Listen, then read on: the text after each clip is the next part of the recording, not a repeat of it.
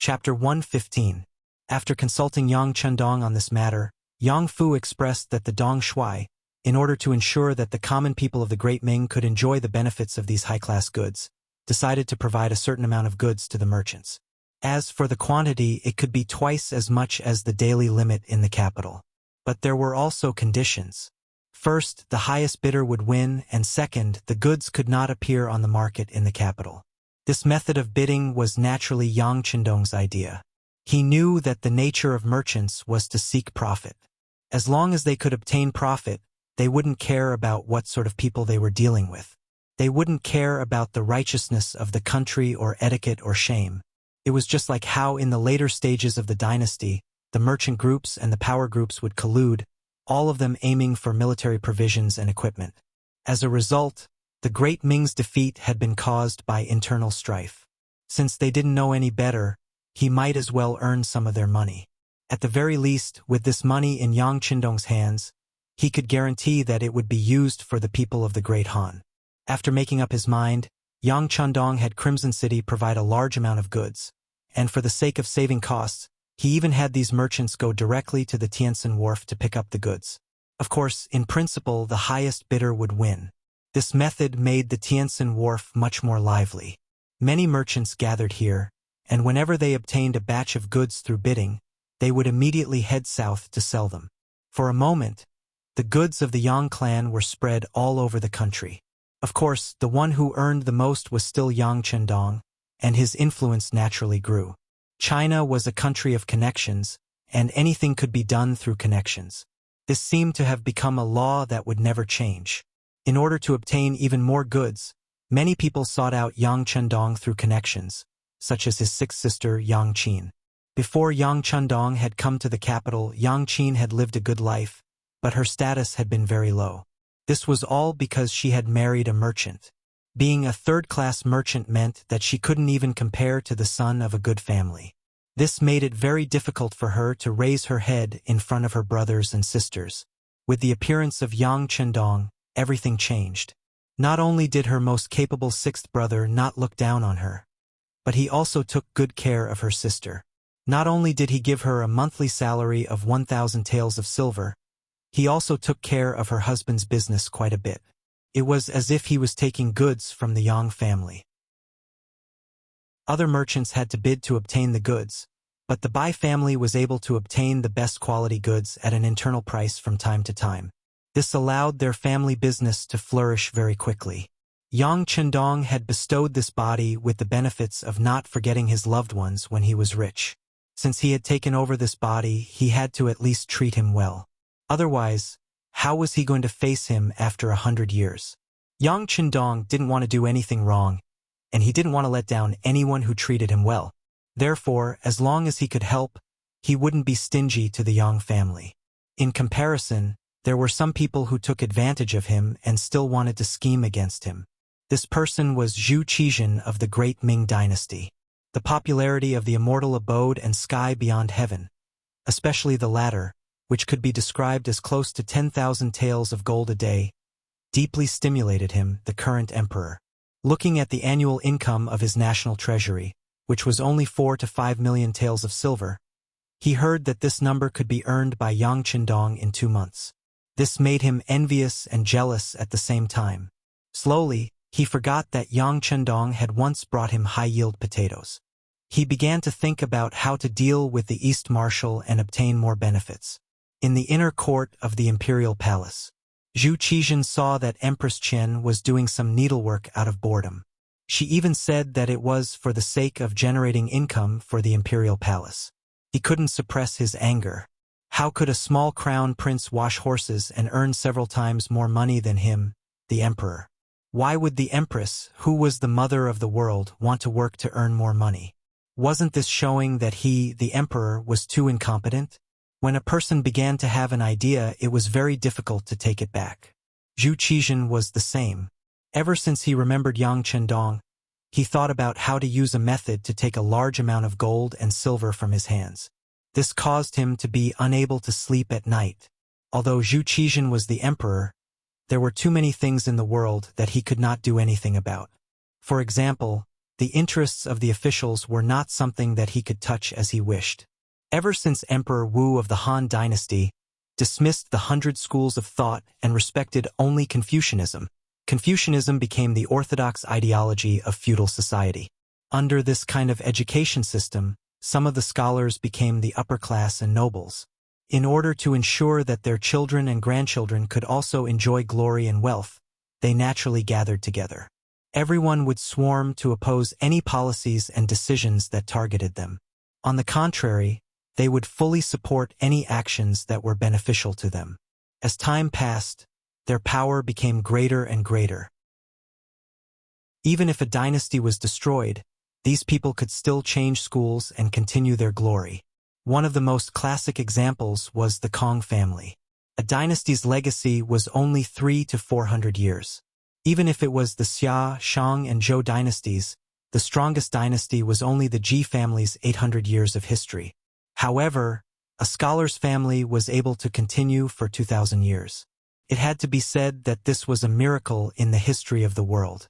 This was an existence that Zhu Qizhen could not afford to offend. At least, if he wanted to touch these people, he needed a good reason. Yang Qindong was born in the Yang family and could be considered a descendant of a prestigious family. Now that he was a secondary class rank 5 official and was also a high scholar, if he wanted to touch him, he would not be able to convince everyone without a good reason. But what made Zhu Qizhen even more depressed was that his teacher, Wang Zhen, actually had a good personal relationship with Yang Qindong. Wang Zhen had spoken good words for Yang Qindong in front of him more than once. This made Ng Zong feel that if he told his teacher about his plan to deal with Yang Qindong, it would most likely not work. Since he could not tell anyone, Zhu Qizhen wanted to do it himself. Just as he was thinking of the best way to solve this problem, an opportunity came. His third sister, Princess Changde, was about to celebrate her 14th birthday. Princess Changde was the third daughter of the late Emperor Zhu Zhangji. She and Zhu Qizhen shared the same father and mother as each other and was often called the third princess. Because when she was just born, her father had passed away. Zhu Qizhen, as the older brother, had given his younger sister enough brotherly love. Because of this, she was unruly and willful from a young age, slowly becoming an existence that gave her older brother, the emperor, a headache. Every year, whenever it was Princess Changde's birthday, it was also a time for Zhu Qizhen to be troubled. This younger sister's temper was really bad. If there was anything that did not go her way, she would beat and scold them on the spot. When it was her birthday, it was even more so. If her wishes were not satisfied, not only would the eunuchs and palace maids suffer, even he would not be in a good mood. This once-a-year headache was coming again. While Zhu Qizhen was having a headache, he suddenly thought of Yang Qindong. Didn't you say that you were multi-talented? Didn't others say that you were omnipotent? That's good. This third princess birthday will be in your hands. If it was done well, then it would naturally be a matter of course. On the other hand, if it was not done well, then he would find a legitimate reason to do it. He did not ask for anything to be done to you. You only needed to take out some money and give it to Jin. If this was the case, then the other ministers would not be able to do anything, right? Could it be that if you did a bad job, then there would be a problem if you just took out some money? With this thought in mind, Zhu Qizhen unexpectedly took the initiative to come to the third princess courtyard for the first time. This made the eunuchs and palace maids who passed by very surprised. They could not understand. What was wrong with the emperor today? Normally, he would not be able to avoid them.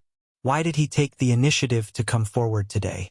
Princess Changde was currently swinging on a swing in her courtyard. Several palace maids and eunuchs were still kneeling on the side, tears still flowing from their eyes.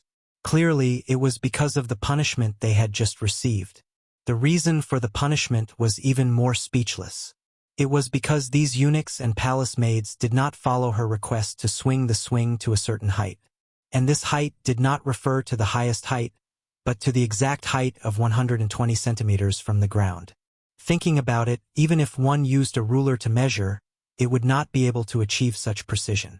But this was Princess Changde's request. If they could not satisfy her request, then they could only be punished. Zhu Qizhan's sudden appearance caused the eunuchs and palace maids in the courtyard to be shocked. At the same time, they all knelt on the ground and shouted, "Long live the emperor!" A figure quickly rushed out from the crowd and arrived in front of Ingzong.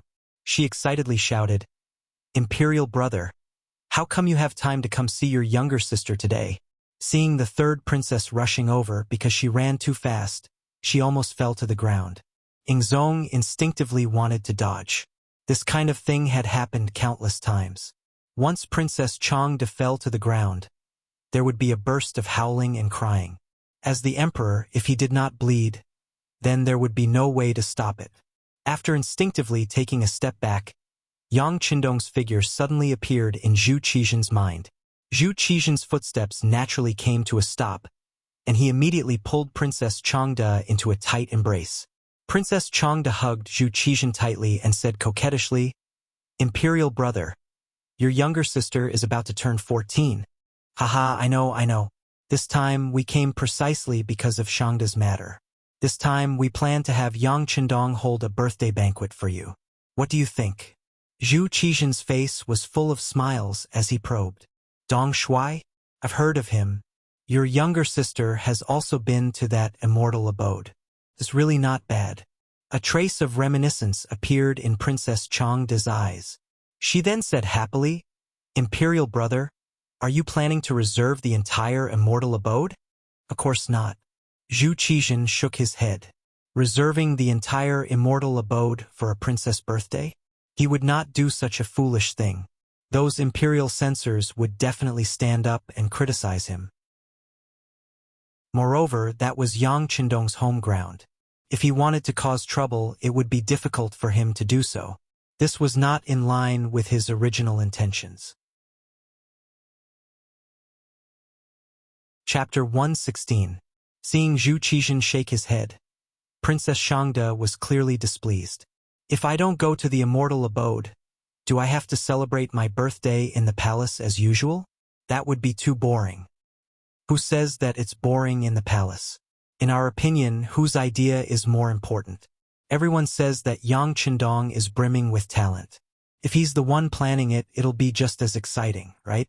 Of course, if he doesn't do his best, we'll punish him for his crimes. How about that?"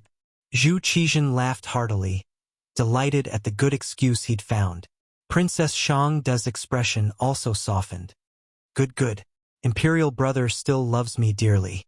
Then let's have him do this. I'd like to see just how he'll make this princess happy."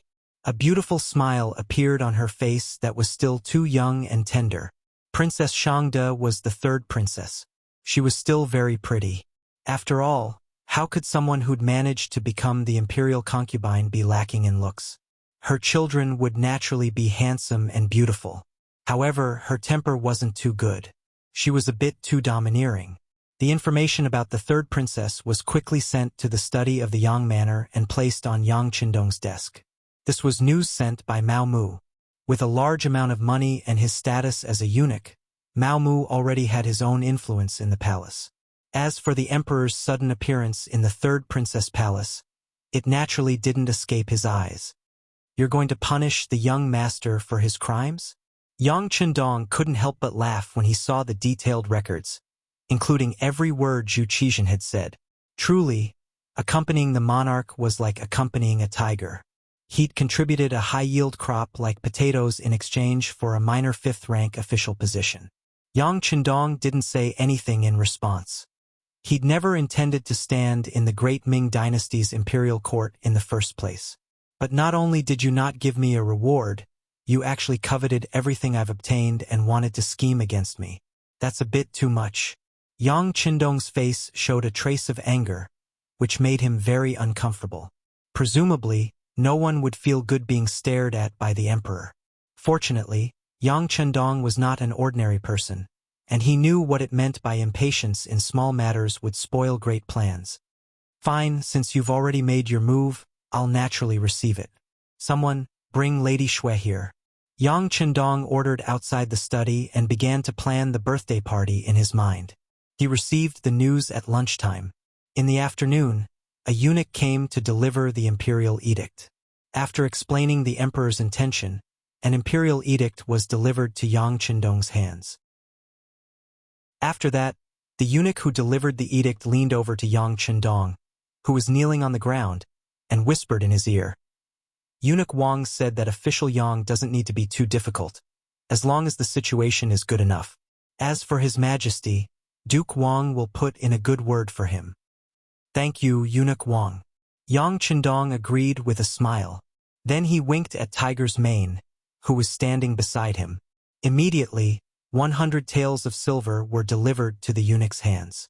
The eunuch's eyes narrowed into slits as he smiled. As long as there were eunuchs in the palace, there was no one who did not know Yang Chendong.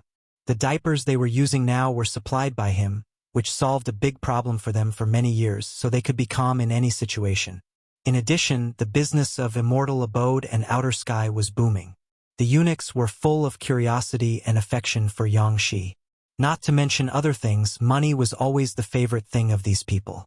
In their eyes, it was impossible for them to have any descendants. What would they do when they were old? If they wanted others to serve them willingly, they needed money, the more the better.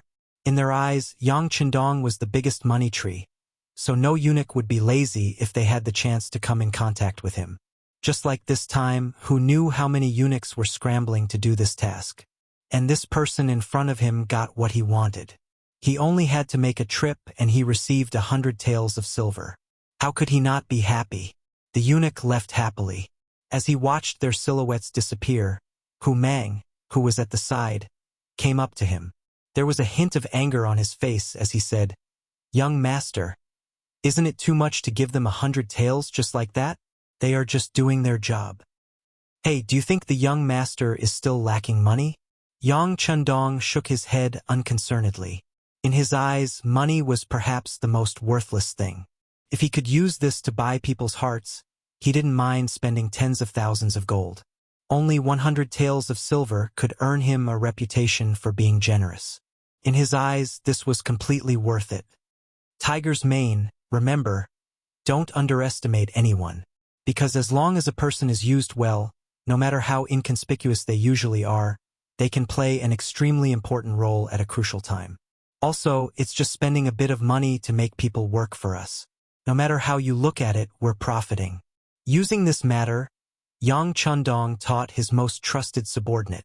"Okay, in a while, you'll receive another 100,000 taels of silver. The intelligence system of the capital needs to be strengthened. I want to know what every important official is doing every day. I also want to know the power distribution of the eunuchs in the palace. I even want to know which concubine Zhu Qizhen favors and where he stayed last night. I want to know everything. Understand?" "Yes." Tiger's mane stood at attention and then turned to leave. He was well aware that the young master was advising him, as well as hammering him. It seemed like the development of the capital's Bureau of Security was still a little too slow. But it didn't matter.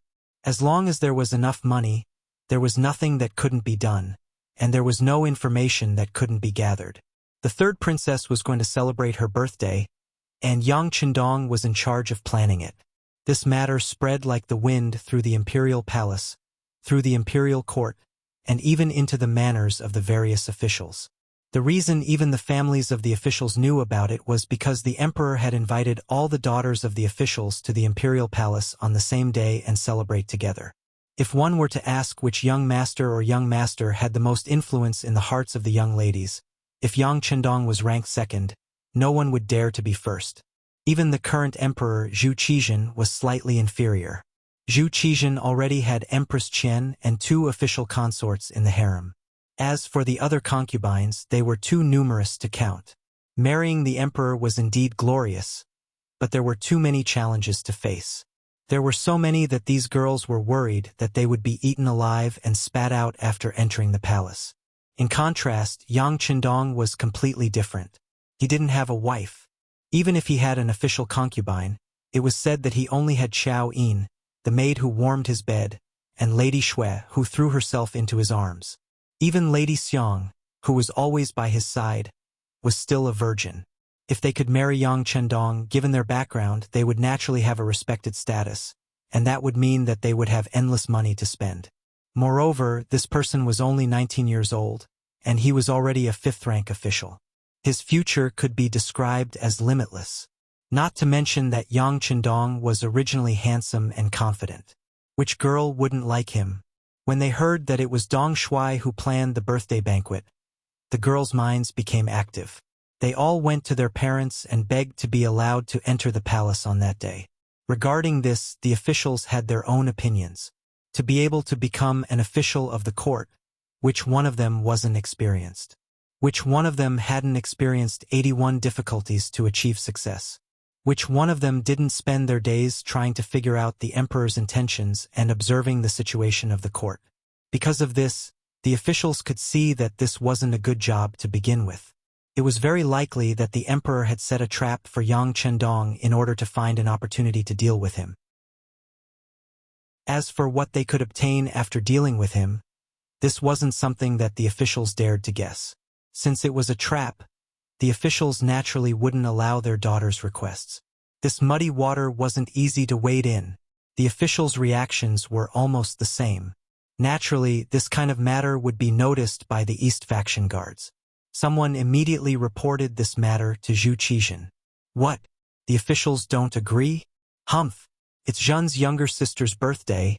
How would they dare to disobey? Could it be that they are distressed over the small amount of gift money? Men, issue an edict. Tell all the officials in Zhen's name that all of their daughters must enter the palace on that day to celebrate Princess Shangda's birthday. Those who don't comply will be punished for defying the edict. Zhu Qizhen said with a face full of anger. Since he wanted to deal with Yang Chendong, it was naturally better to make it as big as possible.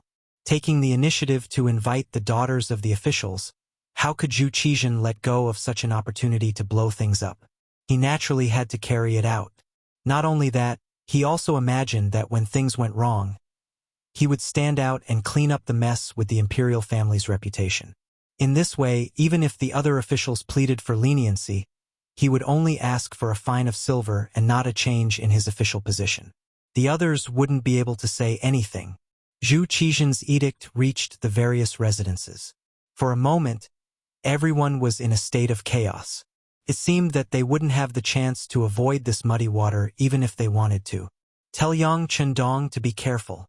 The Minister of Works, Sherpu, said to his butler. This isn't an easy job. Tell him to be careful. The Minister of Revenue, Wang Zhua, pondered in his study. In the end, he still decided to remind Yang Chendong. Sai, young people should still be cautious. How about this, Chongning, you will personally make a trip. The Minister of Rights, Hu Xiao, sighed in his study. This meant that he had already approved of the marriage between Yang Chendong and his granddaughter, Hu Yan. The Minister of Personnel, Wang Zhi, was even more direct. His grandson, Wang Si, directly left the capital and went to the Yang family manor. The four ministers, as well as the assistant ministers and officials below the third rank, had sent people to remind Yang Chendong in various ways. They had also more or less received benefits from Yang Chendong in various aspects. If they were officials who had some friendship with Yang Chendong in the past, they would not be able to do anything. Chapter 117. This was the so-called aristocratic group. When something happened, it was natural for them to band together. Regardless of whether it was to help each other or because they were intimately interdependent, at least 1/3 of the officials in the capital participated in this matter and issued a kind warning to Yang Chendong. This time, even Wang Zhen sent a eunuch to warn him. He even personally sent Mao Mu, the eunuch of the ceremony supervisor, to the Yang family manor. Dong Shuai, eunuch Wang said that this time, the emperor is really angry and will definitely teach you a lesson. No matter how good the third princess' birthday banquet is, he will still express his dissatisfaction. Mao Mu looked carefully at Yang Chendong. Because of Yang Chendong, Mao Mu was no longer the eunuch who was looked down upon by others. He had his own power and had a group of followers and a certain amount of power in the entire palace. Humans were like this. Before they had power, they might be able to live a peaceful life. But once they had power, they would only seek greater things and be more afraid of losing them. Mao Mu knew very well in his heart that he could be where he was today because of who gave him everything. He also knew that everything he had now was completely within the power of this person to take back. Because of this, his respect for Yang Chendong came from the bottom of his heart. It was the loyalty of a servant to his master. Knowing that his situation had long been tied to Dong Shuai's, Mao Mu spoke with a bit of caution and anxiety. When he spoke, he naturally considered it from Dong Shuai's point of view. Yang Chendong could sense Mao Mu's worry and anxiety, which made him feel very gratified. At the same time, he stepped forward and patted Mao Mu's shoulder. This young master knows all that you have said, but since it has already happened, what we need to think about now is how to change the situation and not escape from it. Do you understand? How about this? I'll help you with something. Yang Chendong smiled. At this moment, he was as confident as a general who commanded thousands of troops before a great war. As the third princess' birthday approached, the atmosphere in the entire imperial palace seemed to have become much more tense. However, unlike the others, Princess Changde, who was the protagonist, did not feel it at all. Instead, her face was filled with anticipation, looking forward to what kind of surprise Dong Shuai would bring her. Third princess, a eunuch called Mao Mu is looking for you. He said that the East Marshal has something important to discuss with you. You see. Her personal maid walked to Princess Changde's side and whispered into her ear. Dong Shuai is looking for me? Princess Changde's face was filled with astonishment. She could not understand why this Yang Chendong was looking for her when her birthday had not yet arrived. Yes, this eunuch Mao also said that if the princess doesn't agree to see him, she will definitely regret it. When the maidservant thought of the 100 taels of silver she had just received, she tried her best to put in a good word for Mao Mu. To be honest, it was just a eunuch who wanted to see the princess. She actually gave him 100 taels of silver as a reward. This silver was too easy to earn. The innocent third princess nodded curiously. Arrange for him to come in. But remember, don't let anyone else see him. Having been in the imperial palace since young, she naturally knew that it was difficult to keep any secrets here. Although eunuchs were everywhere in the imperial harem, this eunuch Mao was someone sent by the East Marshal. Naturally, he was different from others. Once he was discovered, who knew what kind of waves it would cause? Yes, princess. Don't worry. I will definitely not let anyone else see you. Afraid that her 100 taels of silver would fly away, the maidservant said with a resolute face. What would come in the end. Under the attention of many people, the third princess' birthday finally arrived. On this day, the imperial palace seemed to be much livelier. With the intention of making a big deal out of this matter, Zhu Qizhen deliberately made the entire imperial palace know about this matter.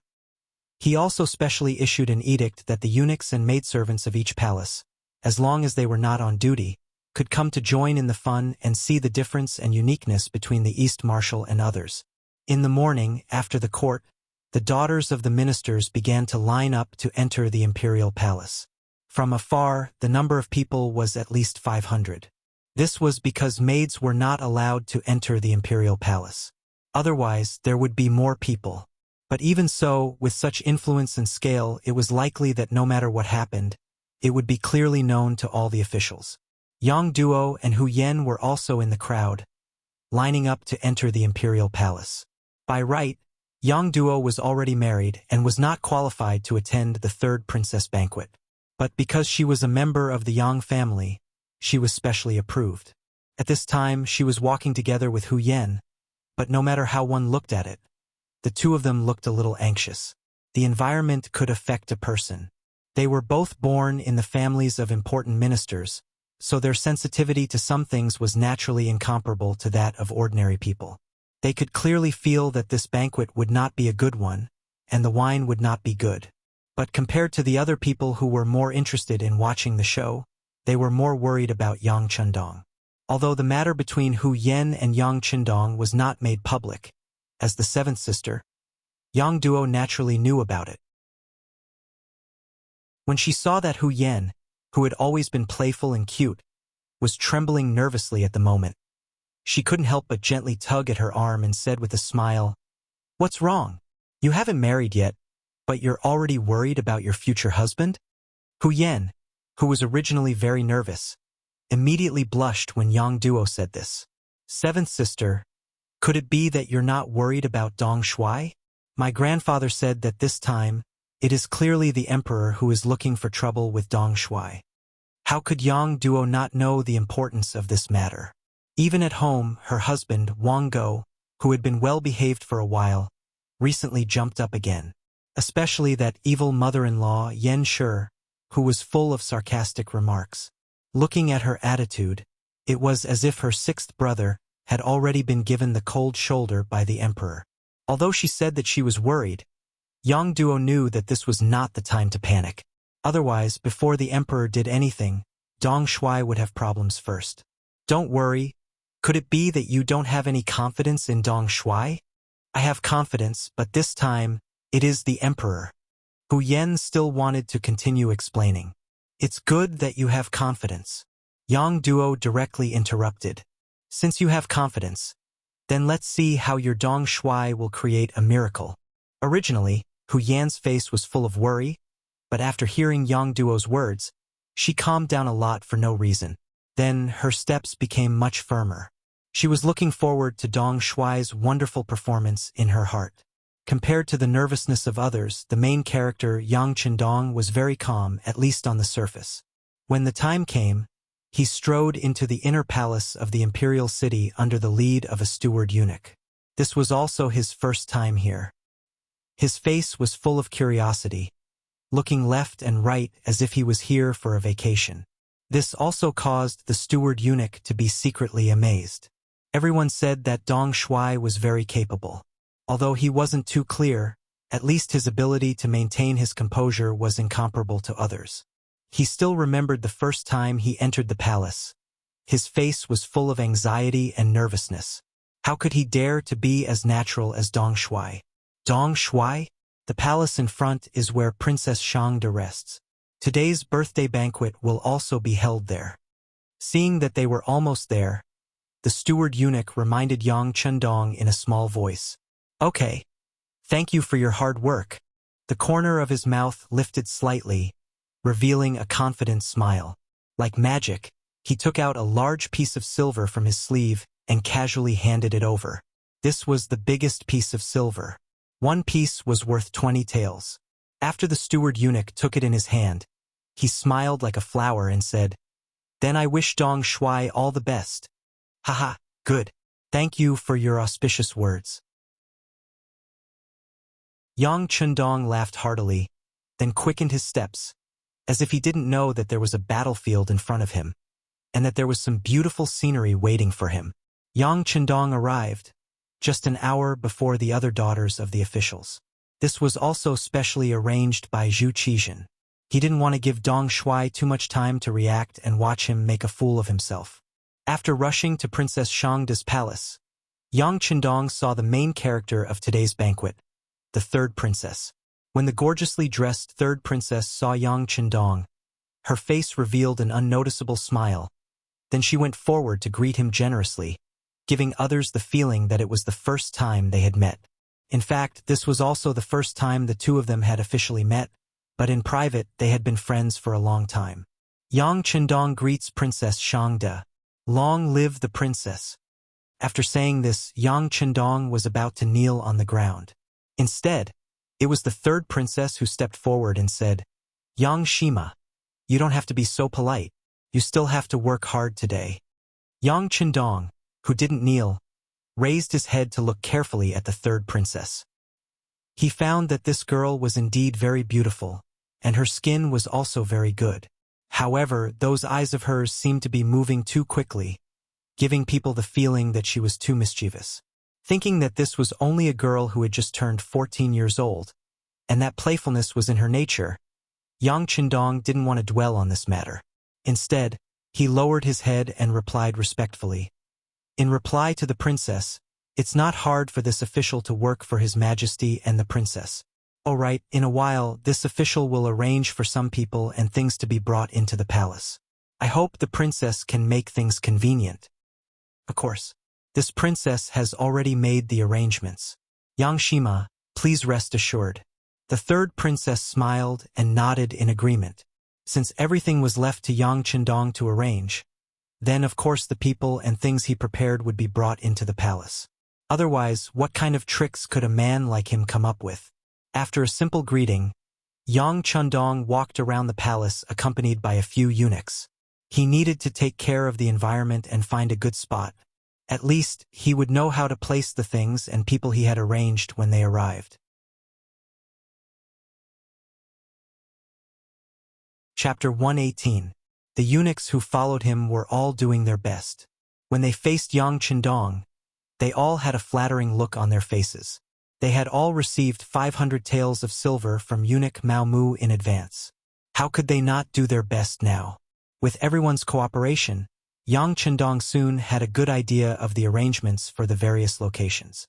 In fact, he had already gotten the blueprint of the palace before. Now he just needed to walk around in the real world and confirm the final location. For hours later, the people and things arranged were all in place. More than 500 daughters of officials who came to watch the ceremony also came to the palace. They were scattered within the range of their activities, chatting in groups of 3 or 5. It seemed that everything was ready. Finally, a sharp shout came. "The Emperor and the Empress Dowager are here." Soon, the whole place became quiet. Zhu Qizhen, who was dressed in a dragon robe, walked to the courtyard of Princess Changda's palace, surrounded by Empress Qian and a group of concubines. They sat in the seats arranged by Yang Chendong. There were too many people. Ordinary palaces could not accommodate them. Fortunately, it was the end of April, the beginning of May. The daytime weather in the capital was still very pleasant. Since they were all arranged in the courtyard, no one had any objections. In the courtyard, everyone was in place. Yang Chendong, the organizer and planner, was also watching all this from a corner. When he saw that even the Emperor and Empress were present, he smiled and nodded slightly to Madame Shui, who was not far away. Madame Shui got Yang Chendong's hint and said loudly, "The birthday celebration of Princess Changda officially begins. Please enjoy the first program, the opening dance, Happy Birthday Song." As soon as Madame Shui finished speaking, a group of 14 or 15 years old girls ran out from the corner of the palace. They all wore short skirts that exposed their knees. They were young and lively and ran out separately.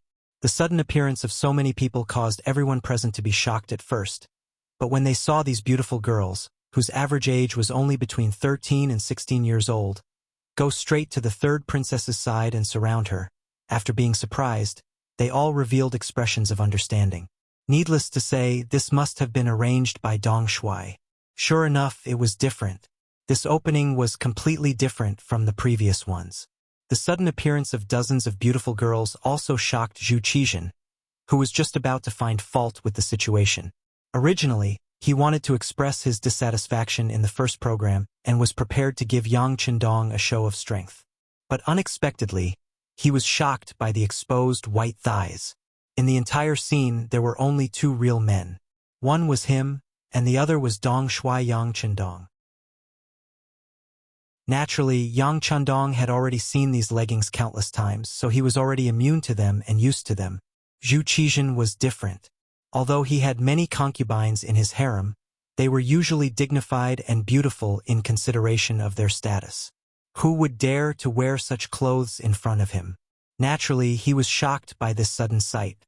He was so shocked that he completely forgot about finding fault with him. In contrast, Princess Changda, who was surrounded by the girls, was very happy. She only knew in advance that there would be such an opening dance that required her cooperation. When the time came, she only needed to follow these girls and walk around the field. But she never thought that it would be such a big scene, especially the clothes they were wearing. They were so beautiful that they could show off their beauty completely. It made her want to wear one of them. According to the previous agreement, after being surrounded by the beautiful girls, Princess Changda followed them from the stage to the field. Then the sound of guzheng and pipa sounded. After a prelude that no one had heard before, Madame Shui walked on the field in person. She bowed slightly to the third princess, and then sang a beautiful song. There is always a song on the road of growth. It's a happy birthday song. With our growth, it's a familiar song. Holding your hand, I want to sing a happy birthday song with you. Today is your birthday. I just want to tell you that today is your birthday. I wrote a song for you. You and I are in the song. I'm so happy. This birthday song of Lu Mengzhe was not famous even in the future, but it was suitable for today's occasion. Yang Chendong had searched in the big warehouse for a long time before he found this song. As soon as the song was played, it immediately excited the audience. It was a new song that no one had heard at all, and it was so relevant. No one could think of any reason to object. Even Zhu Qizhen had long wanted to make things difficult for Yang Chendong, but at this moment, he really couldn't find a better reason to do so. He could only look on with hope and find a way to hold Yang Chendong accountable in the next step. From his investigation of Yang Chendong, he had come to the conclusion that although he was very good at composing songs, especially new ones, they were usually inspirational and emotional. However, it was clear that this kind of song was not suitable for the occasion of the princess' birthday. When the time came, Zhu Qizhen would be able to find a reason to punish Yang Chendong. The happy birthday song ended with the accompaniment of the girls. Following that, a different kind of music began to play. Zhu Qizhen's eyes lit up. As the heavy melody played, Princess Changda's expression changed from one of joy to one of seriousness. At some point, Mu Lily, the former procuress of the 100 Flowers Hall and one of the stewards of the immortal abode, was standing beside the third princess. Mu Lily had already become a woman from a good family. Following the introduction of the melody, she suddenly opened her mouth and sang in a mezzo-soprano voice, "Thinking of your back, I feel your tenacity. Touching your hands, I feel your hardships. Unknowingly, white hair has appeared on your temples. Silently, wrinkles have appeared at the corners of your eyes. My old father, the person I dote on the most." The song Old Father took the stage. When she sang about my old father, the person I dote on the most, Princess Changda also sang along with her, her expression full of deep emotion. She was using this song to tell everyone that she was reminiscing about her father, Ming Xuanzong Zhu Zhanji. Originally, this kind of song was more suitable for a man to sing. For example, Yang Chendong, who had been controlling everything from the shadows, was an extremely suitable person. However, after some consideration, he gave up on the idea of doing it himself. Firstly, if he openly appeared in a place filled with women other than the emperor, it would easily cause trouble. Secondly, no matter how good Ming Xuanzong Zhu Zhanji was, he wasn't his father. Why should he stand out and sing for someone else? If Yang Chendong didn't come out to sing, Princess Changda definitely wouldn't be able to complete the song. If she forced herself to sing, it would only cause the meaning to change. Thus, he chose Mu Lily. This former courtesan had experienced many things, and her voice carried a trace of vicissitudes. She was just the right person to sing the song. Thus, the scene in front of them was born. Mu Lily sang the lead, and Princess Changda sang the keywords, completing the song. The reason why she had to sing Old Father was because in the past dynasties, the emperors usually ruled the world with benevolence and filial piety. Without a father, how could a child be born? Once this song was played, it was really just to fit the situation. At least, once this song was played, Zhu Qizhen, who had been finding fault with it, couldn't say anything. After the song Old Father ended, the melody changed again. Mu Lily left as quietly as she came, and left without attracting anyone's attention. Only Princess Changda was left standing in the middle of the field, speaking to the crowd with a trace of sadness in her voice. 14 years ago, my mother gave birth to me on this day. Now that I've grown up, she's truly separated from me forever. As her daughter, I miss her dearly. Now, I'll dedicate the song Only Mother is Good in the World to everyone. I also hope that my deceased mother can feel that her daughter misses her. These lines that Yang Chendong had composed quickly resonated with everyone, especially since most of the people present were women. There were even women like Empress Qian, who was going to be a mother in the future. Princess Changda's words instantly aroused their endless thoughts about their mother. Only mother is good in the world. A child with a mother is like a treasure. Throw yourself into your mother's embrace, and you won't be able to enjoy happiness. Princess Changda's voice carried a trace of longing and reminiscence. instantly stirring up the emotions of everyone present. Because the lyrics were simple and the melody easy to understand, many people present agreed on the third time. Even Empress Qian's tears flowed freely. When she heard this song, it wasn't difficult for her expression to change. She couldn't help but think of how well her mother had treated her when she was growing up in Haizhou, now Linyungong, Jiangsu. She immediately tugged at Emperor Zhu Qizhen with her slender hands. "Your Majesty," Qinxie Mrs. Mother. "All right, after a while. Zhen will arrange for someone to bring her to the capital to accompany you." Zhu Qizhen looked at this Empress Qian, who rarely asked for anything from him, and immediately agreed. The song "Only Mother is Good in the World" had stirred up everyone's emotions. Most of the daughters of the officials were thinking that when they returned home from the palace later, they would personally accompany their mothers. At the very least, they would have to thank their mothers for their hard work. Everyone's emotions were so affected that no one noticed that a beautiful, three-tiered pastry had been pushed to the center of the hall, right next to the birthday girl, Princess Changde. "Everyone, please calm down. Since it's a birthday, how could there not be a birthday cake? Everyone, please take a look. This is the birthday cake that our immortal abode has just released. There's cream on top and a soft pastry underneath. It's fragrant, sweet, and delicious. Everyone will be able to taste it in a moment. Before that, there's one more thing to do, and that is to light a candle and make a wish." Madame Xue's voice clearly rang out in the hall, entering everyone's ears. Chapter 119. Lighting candles to make a wish? What does that mean? A minister's daughter, who had a loose tongue, was puzzled. In fact, not only her, but many people were not very clear about this kind of new birthday ceremony. Madame Xue smiled. Before they came, the sixth young master had told her the story. Now she was full of confidence and said, "It is said that in the world of immortals, people there worship the goddess of the moon, Chang'e. Every year they hold a birthday celebration for her. At the banquet, cakes made of flour and honey were placed on the cake with many lit candles. They compared the light from the candles to the moonlight to show their special worship for the goddess of the moon. Later, when the immortals celebrated their children's birthdays, they also liked to put cakes on the table with many small lit candles on the cake. They also added the part of blowing out the candles. They believed that the burning candles had some kind of mysterious power. When people on their birthdays made a wish in their hearts, they could blow out all the candles in one breath to fulfill their wish. In the story, Artemis was replaced by Chang'e, which was naturally Yang Qindong's intention. He wanted the most mainstream culture in the world to be Han culture in the future. Even when talking about immortals, it should be mainly Han immortals. This little story was a kind of beginning of change.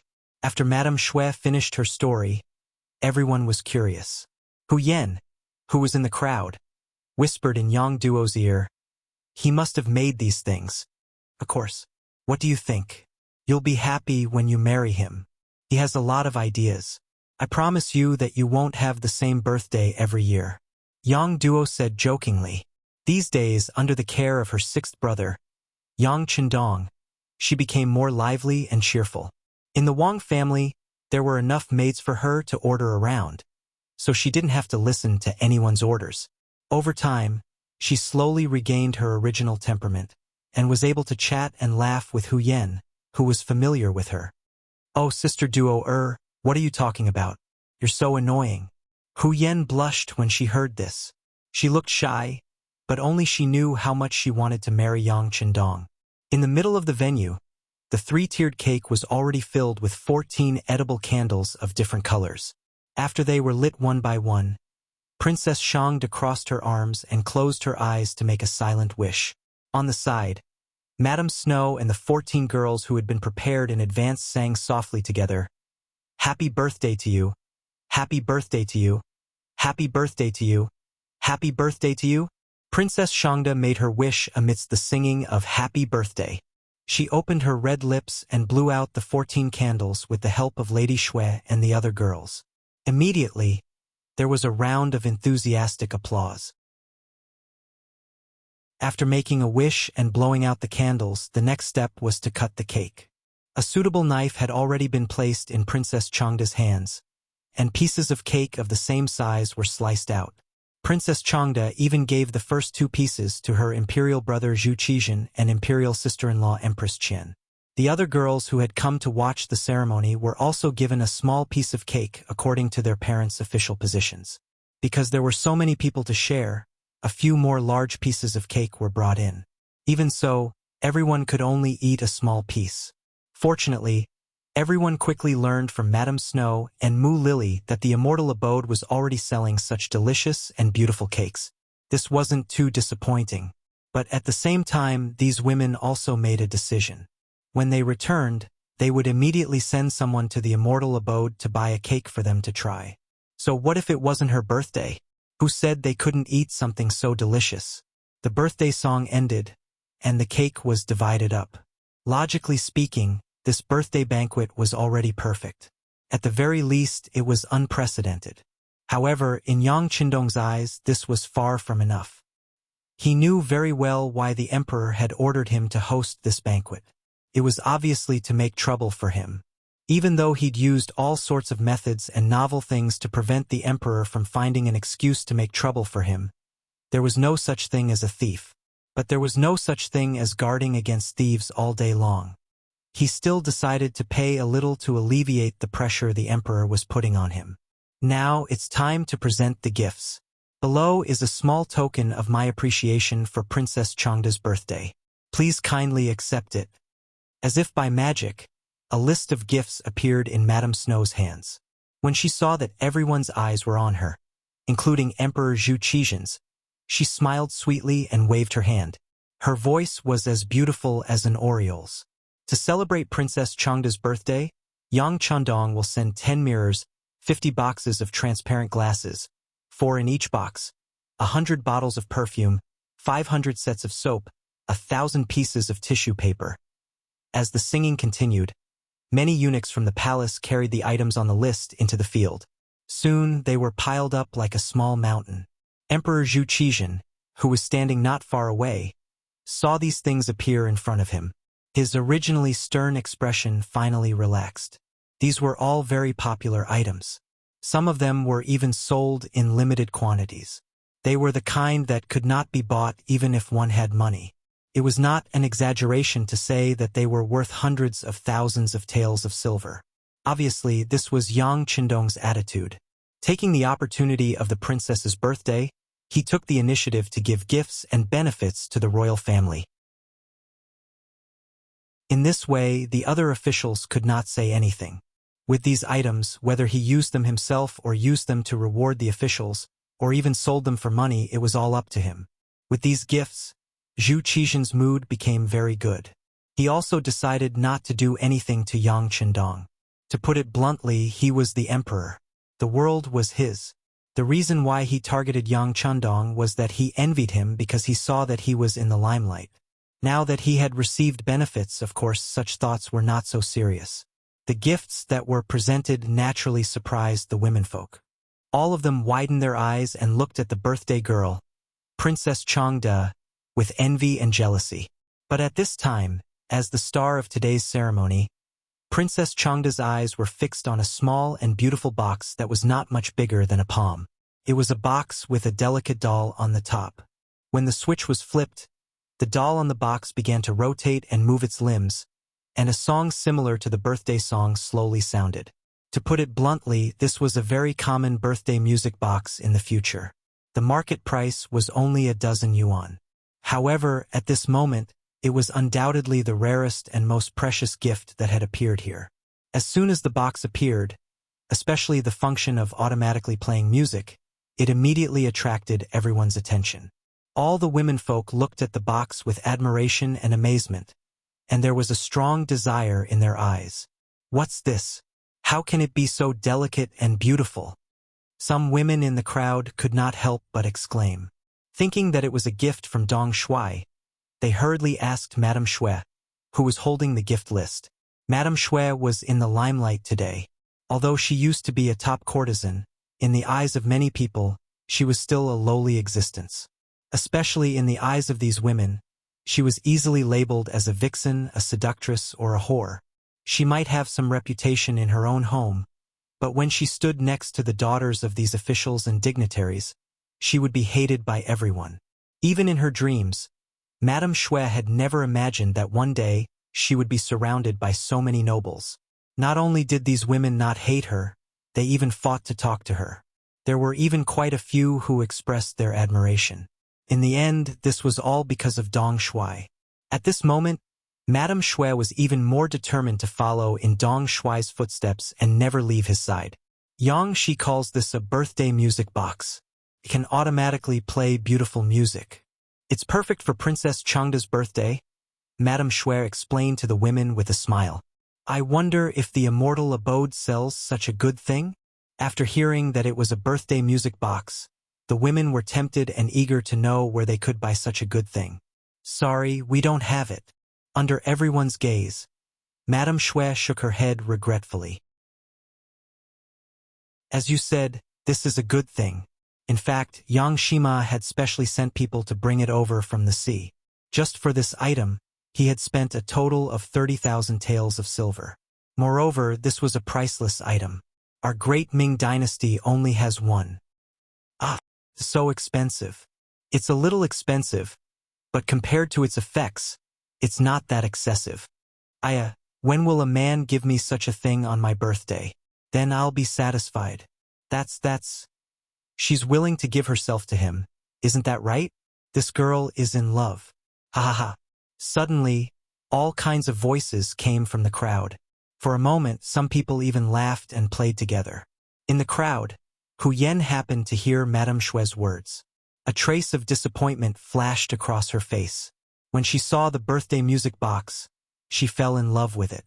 She was wondering if she could get such a thing on her birthday. But when she heard that there was only one in the entire Great Ming dynasty, she knew that she was dreaming too much.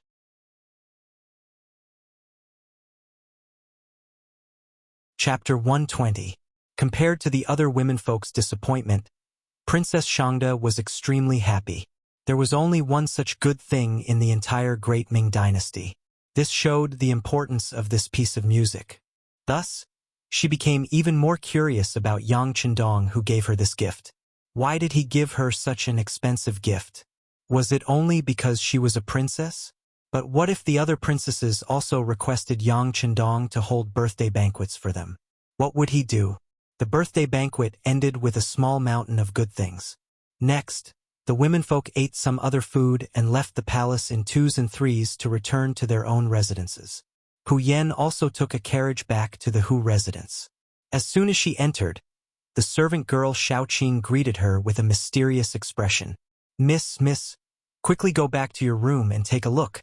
The East Marshal has given you a big box. Big box? The East Marshal gave it to me. Hearing this, Hu Yan couldn't help but quicken her pace and trot back to her room. Then, she opened the box with curiosity and excitement. The first thing she saw was a birthday music box that was even bigger than the one Princess Changda received. On top of the box was a merry-go-round. After the switch was turned, the beautiful melody of a birthday song immediately sounded. Hu Yan was so happy that she couldn't bear to put it down. Miss, what is this? Can actually make its own sound, and it's so exquisite. Xiaoqing's voice suddenly sounded behind her. Hu Yan was so frightened that she turned around and covered her mouth. She clearly remembered what Madame Shui had said about this being the only one in the entire Great Ming dynasty. Now, there was an even better birthday music box in her hands. Didn't Yang Chendong commit the crime of deceiving the emperor? Xiaoqing, forget everything you saw just now. No matter who asks, you can't say that you've seen such a thing. Do you understand? Hu Yan said very seriously. Xiaoqing was confused. In all her life, this was the first time she had seen her misspeak to her so seriously. After instructing Xiaoqing not to talk nonsense, Hu Yan carried the beautiful music box to the bedside. She opened the quilt and dove in. By doing this, she could prevent the sound from spreading out, and she could enjoy the beautiful sound alone. Of course, the sweetness was still in her heart. Through this matter, she knew that Dong Shui had her in his heart, which was the happiest thing. While Hu Yan was thinking about Dong Shui, Yang Chendong had already left the imperial palace and returned to the Yang clan manor. As soon as they entered the manor's inner courtyard, Yang Chandong took off his fifth-rank official robes and said to Tiger's Mane, "Spread the news that I, young master, fell when I fell from my horse and needed to rest for a while." "Ah, young master, did you really fall somewhere?" Tiger's Mane was shocked when he heard the news. He looked closely at Yang Chandong. "You were with him the whole way. When did you see the young master fall off his horse? This is just a way to get some peace and quiet." Yang Chandong smiled bitterly and shook his head. But he also knew that it was because Tiger's Mane was too concerned about him that he lost his basic judgment. Oh. Tiger's Mane smiled foolishly and scratched his head. He nodded and turned to go about his business. Not long after, many people in the capital knew that the sixth young master of the Yang clan fell because he was riding too fast. This matter was passed to Wang Zhen through the brocade guard. He was surprised at first, then shook his head with a smile. "He's avoiding trouble. This is also good. It's not a good thing to be too outstanding. It seems that we should let the emperor know." When Wang Zhen went to see Zhu Qizhen and told him about Yang Chandong falling off his horse, the young emperor quickly figured out the crux of the matter. He smiled and said, "It seems that we are too concerned about Yang Chandong. This kind of concern is too much for him to bear. Forget it. Since it's like this, arrange for an imperial physician to take a look. Tell him that we will allow him to rest for a period of time."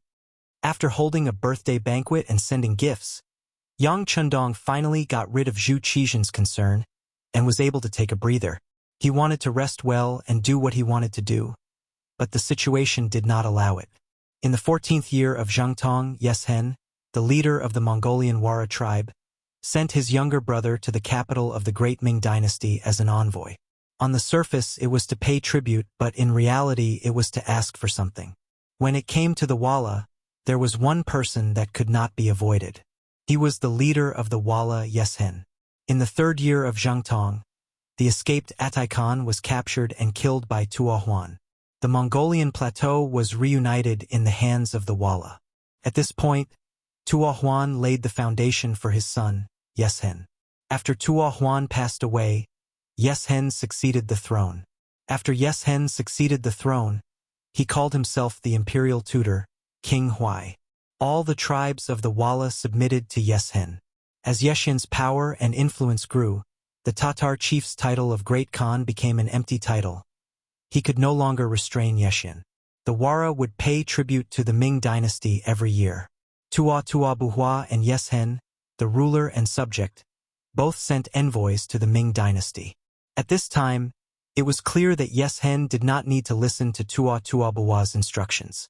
At this point, the relationship between the Tartars and the Wala was similar to the current relationship between North and South Korea. As Yeshen was a cunning Wala leader, he was not as honest as the other Mongols. Instead, he was as cunning as a rabbit. As time went on, the power of the Tartars became smaller and smaller. Not long later, he controlled the Tartars and conquered Yulanhar, unifying the 3 Mongol tribes. On the grasslands, the Wala slowly became the strongest. After unifying the Mongols, Vachi wanted to restore Daiyuan and unify the country. As a result, he harassed the Ming dynasty and became a huge problem in the north. Wang Zhen used power. Not only did he not strengthen the border, but he also accepted bribes from Vachi and smuggled goods with the Vachi nobles. For the sake of profits, Wang Zhen asked his best friend, Guijing, to make large amounts of arrows and give them to Vachi. Vachi would return good horses to Wang Zhen as a form of repayment. To get on the good side of Vachi, Wang Zhen also treated the envoys well and rewarded them. Ever since Vachi established a tribute relationship with the Ming dynasty, he would send envoys to the Ming dynasty with good horses and other goods. The Ming dynasty government would reward the envoys accordingly. Under normal circumstances, the reward would slightly exceed the value of the tribute. At the same time, the envoys had to be rewarded as well. As a result, Vachi was very willing to pay tribute to the Ming dynasty in order to obtain the wealth of the Central Plains. According to the original rules, Vachi could not send more than 50 envoys to the Ming dynasty each year. Later on, Vachi's greed for the rewards from the Ming dynasty grew, and the number of envoys increased day by day. For example, this time, the periodical king had brought a group of 2,500 envoys. In order to receive more rewards, he had falsely reported that it was 3,000 people. As soon as he entered the capital, the name he heard the most from the Walla spies in the capital was Yang Chendong. In the capital, when Yang Chendong was mentioned, the immortal abode had to be mentioned. The periodical king brought Captain Tuj Er's group of 5 to this place, which was known as the most delicious and fun place in the capital. If one hadn't entered the immortal abode, they wouldn't have known that people could still live like this. The delicacies here were things they had never tasted before, the music they had never heard before, the drinks and desserts they had never seen before, and even the chess and cards they had never heard of before. He only wanted to come here to try the fresh food before leaving. Who would have thought that after entering this place in the afternoon, he would only leave reluctantly when it was time to close for the curfew. Even then, he still looked like he had not had enough of it. After half a day, when Tujer went to pay the bill, he found that they had spent a total of 120 taels of silver. They hadn't even had a chance to play, but they had already spent so much money. If they tried everything, they probably wouldn't even have enough silver in their pockets to pay the bill. When the group of 5 returned to the relay station, the periodical king still had a look of reminiscence on his face. Let's go there early tomorrow and find a good place to play for another day. This place is much better than our great steppe. General, the immortal abode isn't a good place, but it isn't a place we can afford to spend money on. We haven't even eaten anything today. 120 taels of silver is gone just like that. Tuj stood off to the side with a pained expression. What? Is that expensive? The periodical king's expression changed when he heard this. However, he immediately began to laugh loudly. I didn't expect the immortal abode to make so much money. Haha. Then this general must meet this Yang Jima. General wants to meet that Eastern commander. Tuj didn't understand what the periodical king meant. He wore an unfathomable smile on his face. Correct. This general wants to bring him business and give him a chance to make a lot of money. Ha ha ha. Tuj didn't quite understand the periodical king's intentions, but since the general had said so, he had no choice but to make the arrangements. There weren't many people in Walla who were smarter than the general. As the captain of the guards, he was quite confident in this. Just like that, the next morning, a group of uninvited guests arrived outside the Yang clan manor. The guests didn't come in a soft sedan like the great Ming dynasty's officials. Instead, they came on large horses. They were dressed in the attire of a different race, and the blades at their waists hung unabashedly at their sides. It was as if they would draw their blades at the slightest disagreement. The periodical king purposely brought a group of 20 guards with him to the Yang clan manor. Their formation was quite impressive, causing Yang Wu, who was on duty, to frown. However, when Yang Chendong was training them, he had trained them to be courageous. He didn't seem to be afraid in the slightest. Instead, he boldly stood in front of the group and shouted, "This place belongs to the Crown Prince's steward, Sir Yang." Halt! The group naturally stopped. As the captain of the guards, Tujer naturally went up to welcome them. With an arrogant expression, he shouted at Yang Wu, "Hurry up and inform your master that the periodical king of the Walla has arrived. Hurry up and come out to welcome him."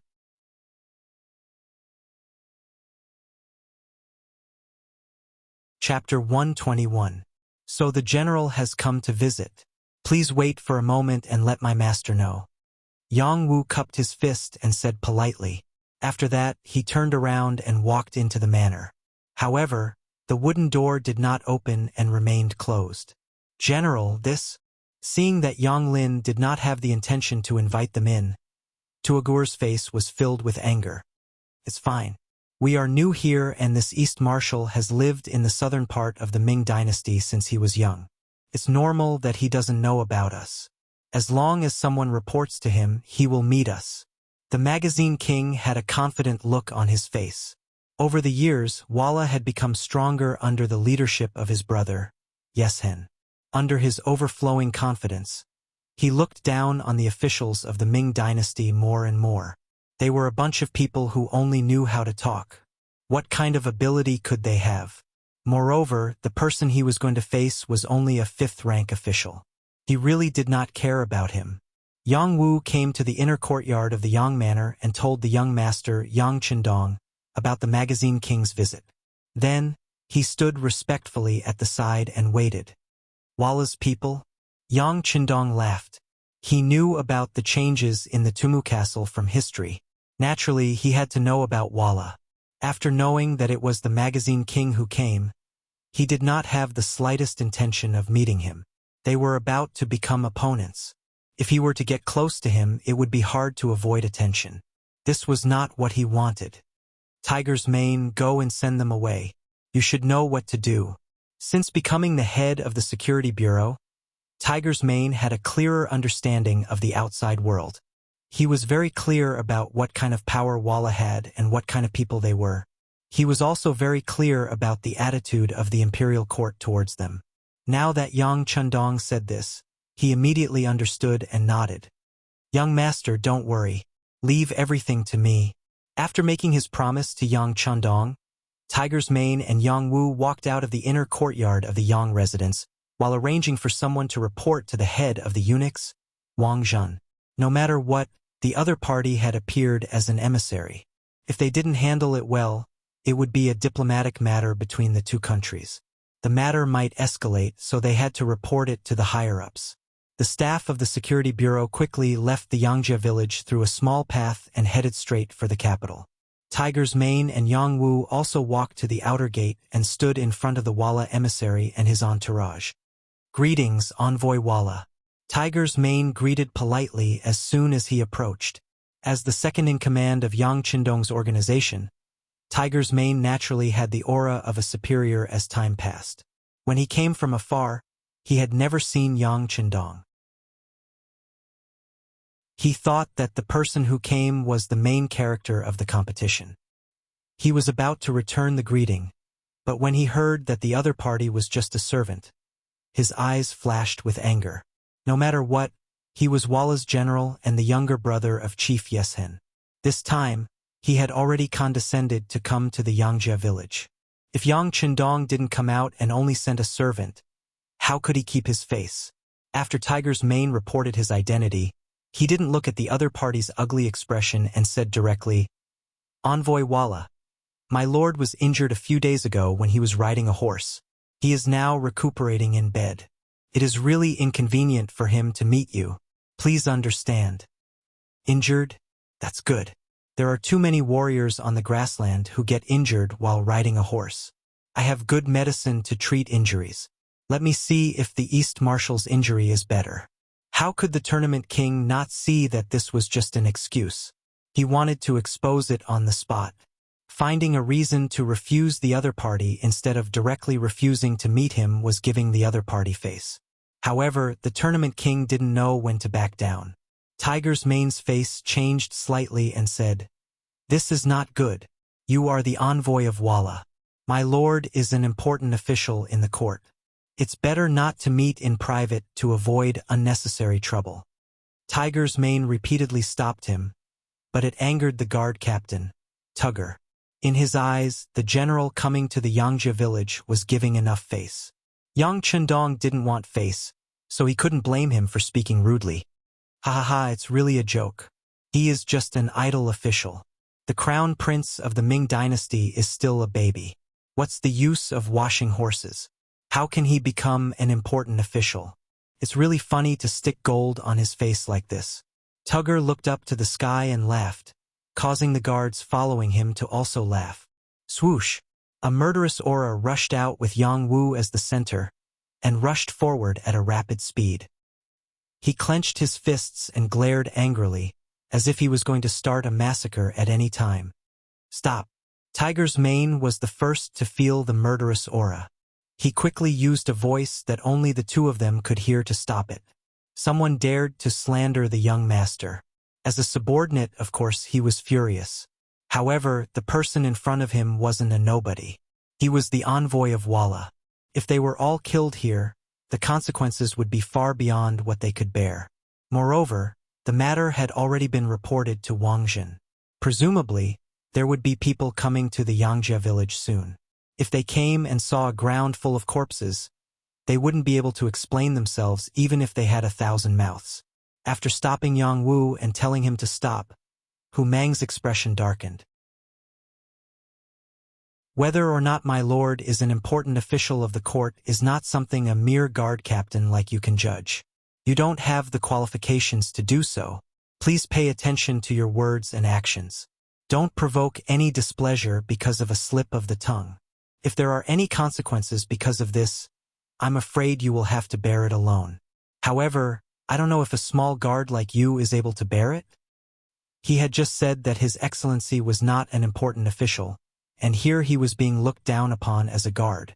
Tuogu immediately looked at Hu Mang with a face full of resentment. You look down on a guard like this, then you should be very capable, right? However, 1,000 words can't compare to a fight.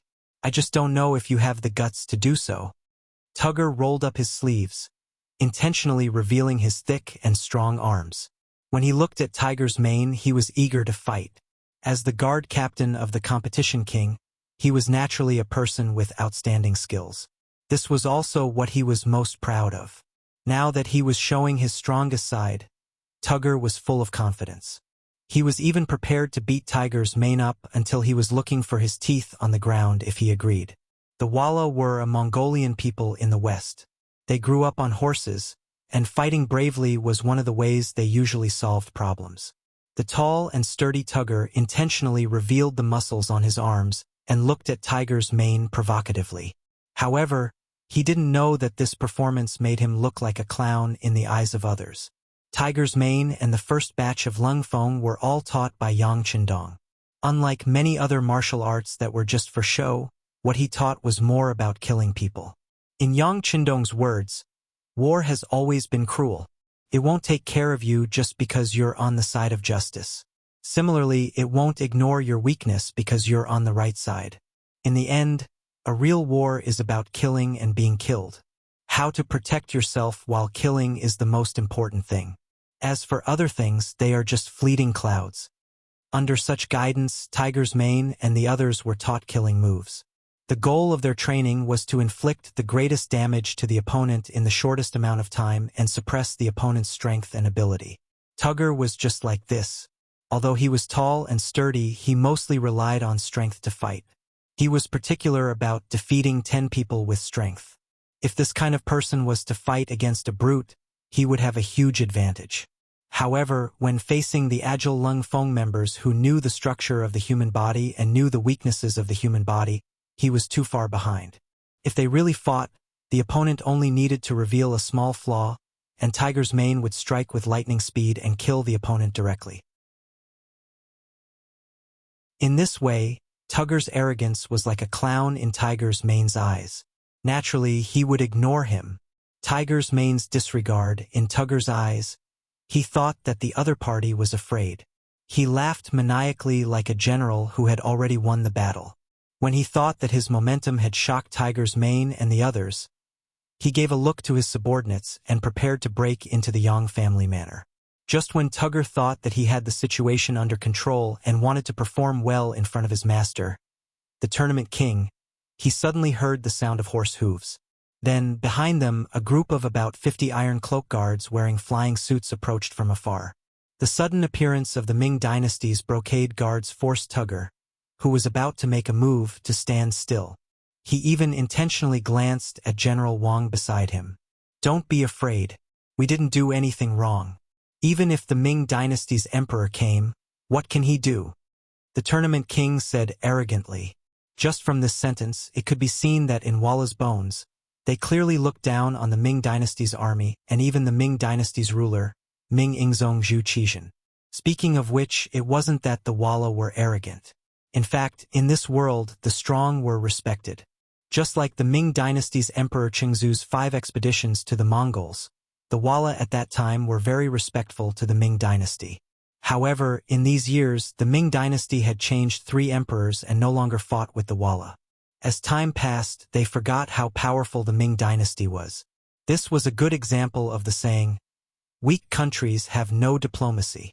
Tiger's mane had already seen through Tugger's arrogance and their intention to make a move.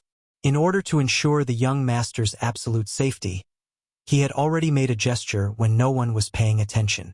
No one knew that not far away, Yang Qindong's personal guard, Dao Xiao, had been paying attention to all the movements here. Even the safety of the Type 95 in their hands was unlocked and a silencer was installed. They were only waiting for an order to quickly eliminate the Walla team that came to provoke the Yang family manor.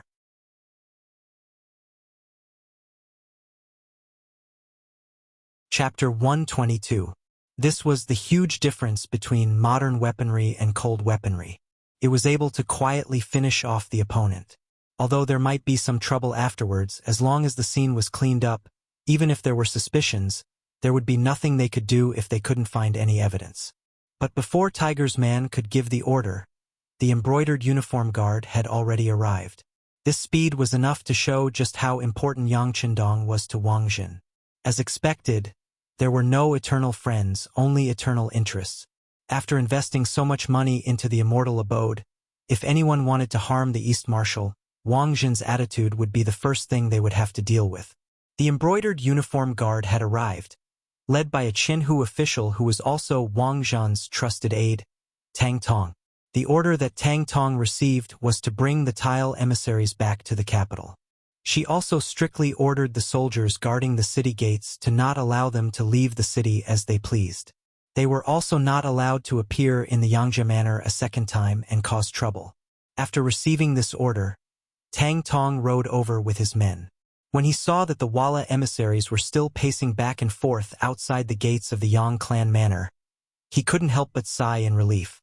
Soon after, he rushed over with a look of disgust on his face. Tang Tong, who had more than double the number of people, immediately took control of the situation. First, he surrounded Tuj and the others. Then, with a stern face, he sternly said, "You came to my Ming dynasty with the status of a vassal state to pay tribute, so you should abide by the rules here. How can you leave the capital without asking for permission and come to the residence of Lord Yang? Just what are you trying to do?" This Tang Tong actually had some tricks up his sleeve. At the very least, he knew how to gain the upper hand by a show of strength. According to the rules, emissaries could enjoy a certain amount of freedom when entering another country, but only within a certain range. If they wanted to go beyond this range, they had to report it. But because the envoys from Vala came every year, as time passed, no one really paid attention to this rule. But this didn't mean that it didn't exist. At the very least, Tang Tong's words were reasonable, and Tuj didn't know how to respond. He could only look at the magazine king to see his master's opinion. The periodical king saw that the embroidered uniform guards had arrived not long after he arrived. He knew that this Yang Qindong's power was not small. Since he wasn't prepared enough and had overstepped his boundaries, he wouldn't be able to gain anything by staying here. This general only saw that the scenery here was not bad and couldn't help but come here. Since the Ming dynasty has rules, then let's just go back.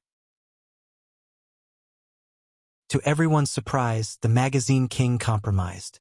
His attitude was extremely sincere, as if he had really come here casually.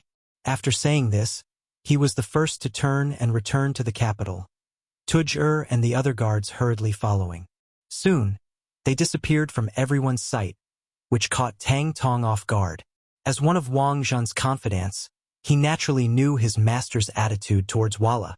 In the past, every time he came to pay tribute, he would give his master a lot of gold and silver. But this time he didn't bring any gifts, either because he forgot or because of other reasons.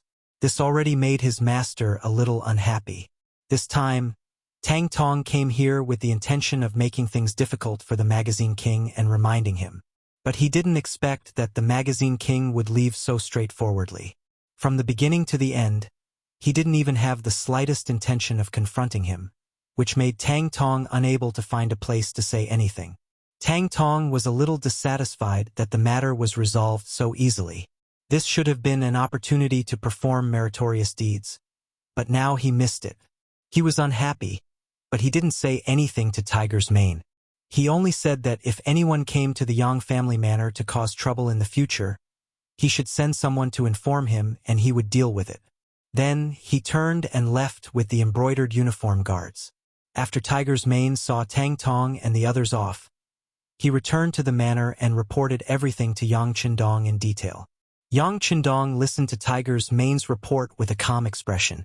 After a while, he nodded and said, "I understand. After this incident, the magazine king probably won't come to the Yang family manor to cause trouble. However, he won't give up so easily. Inform the immortal abode and sky beyond sky to be more careful. Tell Yang Si to be more alert. At the same time, send Dao Xiao's second squad over, just in case."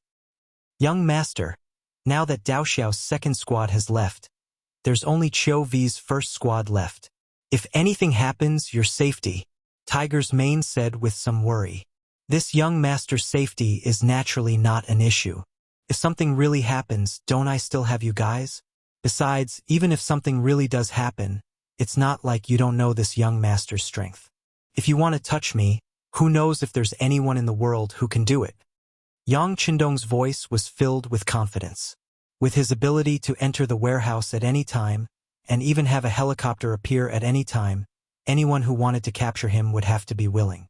Otherwise, even an entire army wouldn't be able to do anything to him. But young master, although Tiger's Mane was filled with confidence in Yang Qindong, he didn't want to see the young master take any risks. He asked carefully, "Young master, we've already completed our initial preparations in the capital. Much of the work has already begun, but we're still lacking manpower. Do you think it's possible to transfer some people over from Crimson City? This is also for the sake of better future development." Yang Qindong wasn't someone who couldn't listen to other people's opinions. On the contrary, he always believed that there was a limit to a person's wisdom. Only by gathering the wisdom of the masses could many things be done more perfectly. "Okay, we'll do as you say. Transfer a company of Cold Vanguard from Crimson City, as well as the Ghost Shadow Sniper Squad." Yang Qindong naturally had his own considerations for transferring the Ghost Shadow Sniper Squad over. Seeing that it wouldn't be long before the Tumu Castle incident happened, if they didn't have enough strength, they wouldn't be able to perform perfectly in many things. Hearing that he could transfer 100 Cold Vanguard and even the Ghost Shadow Sniper Squad, Tiger's Mane's face lit up with joy. He let out a long sigh of relief and hurriedly agreed, turning around to make arrangements. Back to the competition king. Yangjia village's fruitless return made him extremely annoyed. He originally thought that a small Ming Dynasty rank 5 official would feel honored and open the door to welcome him and treat him as a guest. Didn't people say that the Han people were a nation of etiquette? However, why did Yang Qindong not want to see him at all? Even after knowing that he had appeared, he immediately informed the genie guards. Why did he draw the line between them and be so careful? Was this his careful nature? Or did he feel something? The current Ming Dynasty and Walla's relationship wasn't bad, at least on the surface. As for deep down, although his brother Yes Hen had the intention to swallow up the Ming Dynasty and was even preparing in the dark, what kind of secret matter was that? Even in Walla, very few people knew about it. Could Yang Qindong see that something was wrong? He had a guilty conscience, and everyone he saw was a guilty conscience. This was the competition king's thoughts. It was precisely because the Vara clan was about to make a move that he didn't give Wang Zhen any gifts as usual when he came to the Ming Dynasty to pay tribute. Since they were about to become enemies, there was no point in giving anything. Even this time's tribute was to deceive the Ming Dynasty and prepare for the Walla's surprise attack. Currently, the Ming Dynasty seemed to know nothing about this. At the very least, there was no change in how they were received. Even the officials of the Ming Dynasty's Ministry of Rites were chatting and laughing as usual. This wasn't something that could be faked. Everything was normal. Only Yang Qindong's behavior was so unapproachable. The competition king couldn't help but think too much about it. How about this? Take some people to the Shinny residence and find out how this Eastern commander is going to deal with it. The competition king felt that he still needed to investigate Yang Qindong and see how he could deal with it. Since he couldn't go to the Yang family village, then he'd go to the immortal abode. Yes, Tuogu'er was feeling gloomy. Today's matter had made him lose face, but when he heard the general's orders, he was unable to contain his joy. He didn't have much ability to deal with things peacefully, but when it came to causing trouble, it couldn't be any easier. It was a good opportunity to vent his anger and let the Eastern commander know what the consequences of angering the Walla were. The immortal abode was bustling with people, and business was booming. Even the ordinary tables in the main hall were in short supply. If one wanted to eat here without a membership card or a reservation, they would often have to line up outside to experience the treatment and conditions. Sometimes, when business was booming, even lining up didn't mean anything. Often, when it was time to close, there were still many cases of people not being able to get in line. Even so, there were still many people who flocked to this place like a flock of ducks. They would rather line up, even if they didn't know whether or not they'd be able to get in line. This scene made the other restaurants and inns incredibly envious. However, their financial strength was far from enough. They did not have fresh songs and dances, nor did they have the unique taste of delicious delicacies.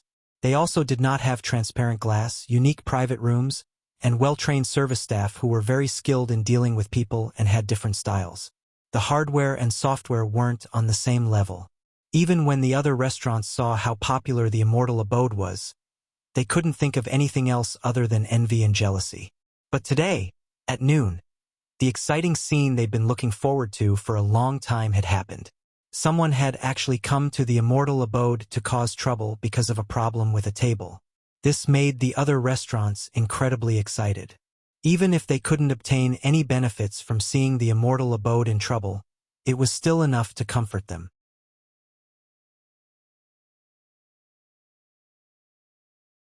Chapter 123. Ever since the immortal abode opened for business, even the emperor and empress had personally attended.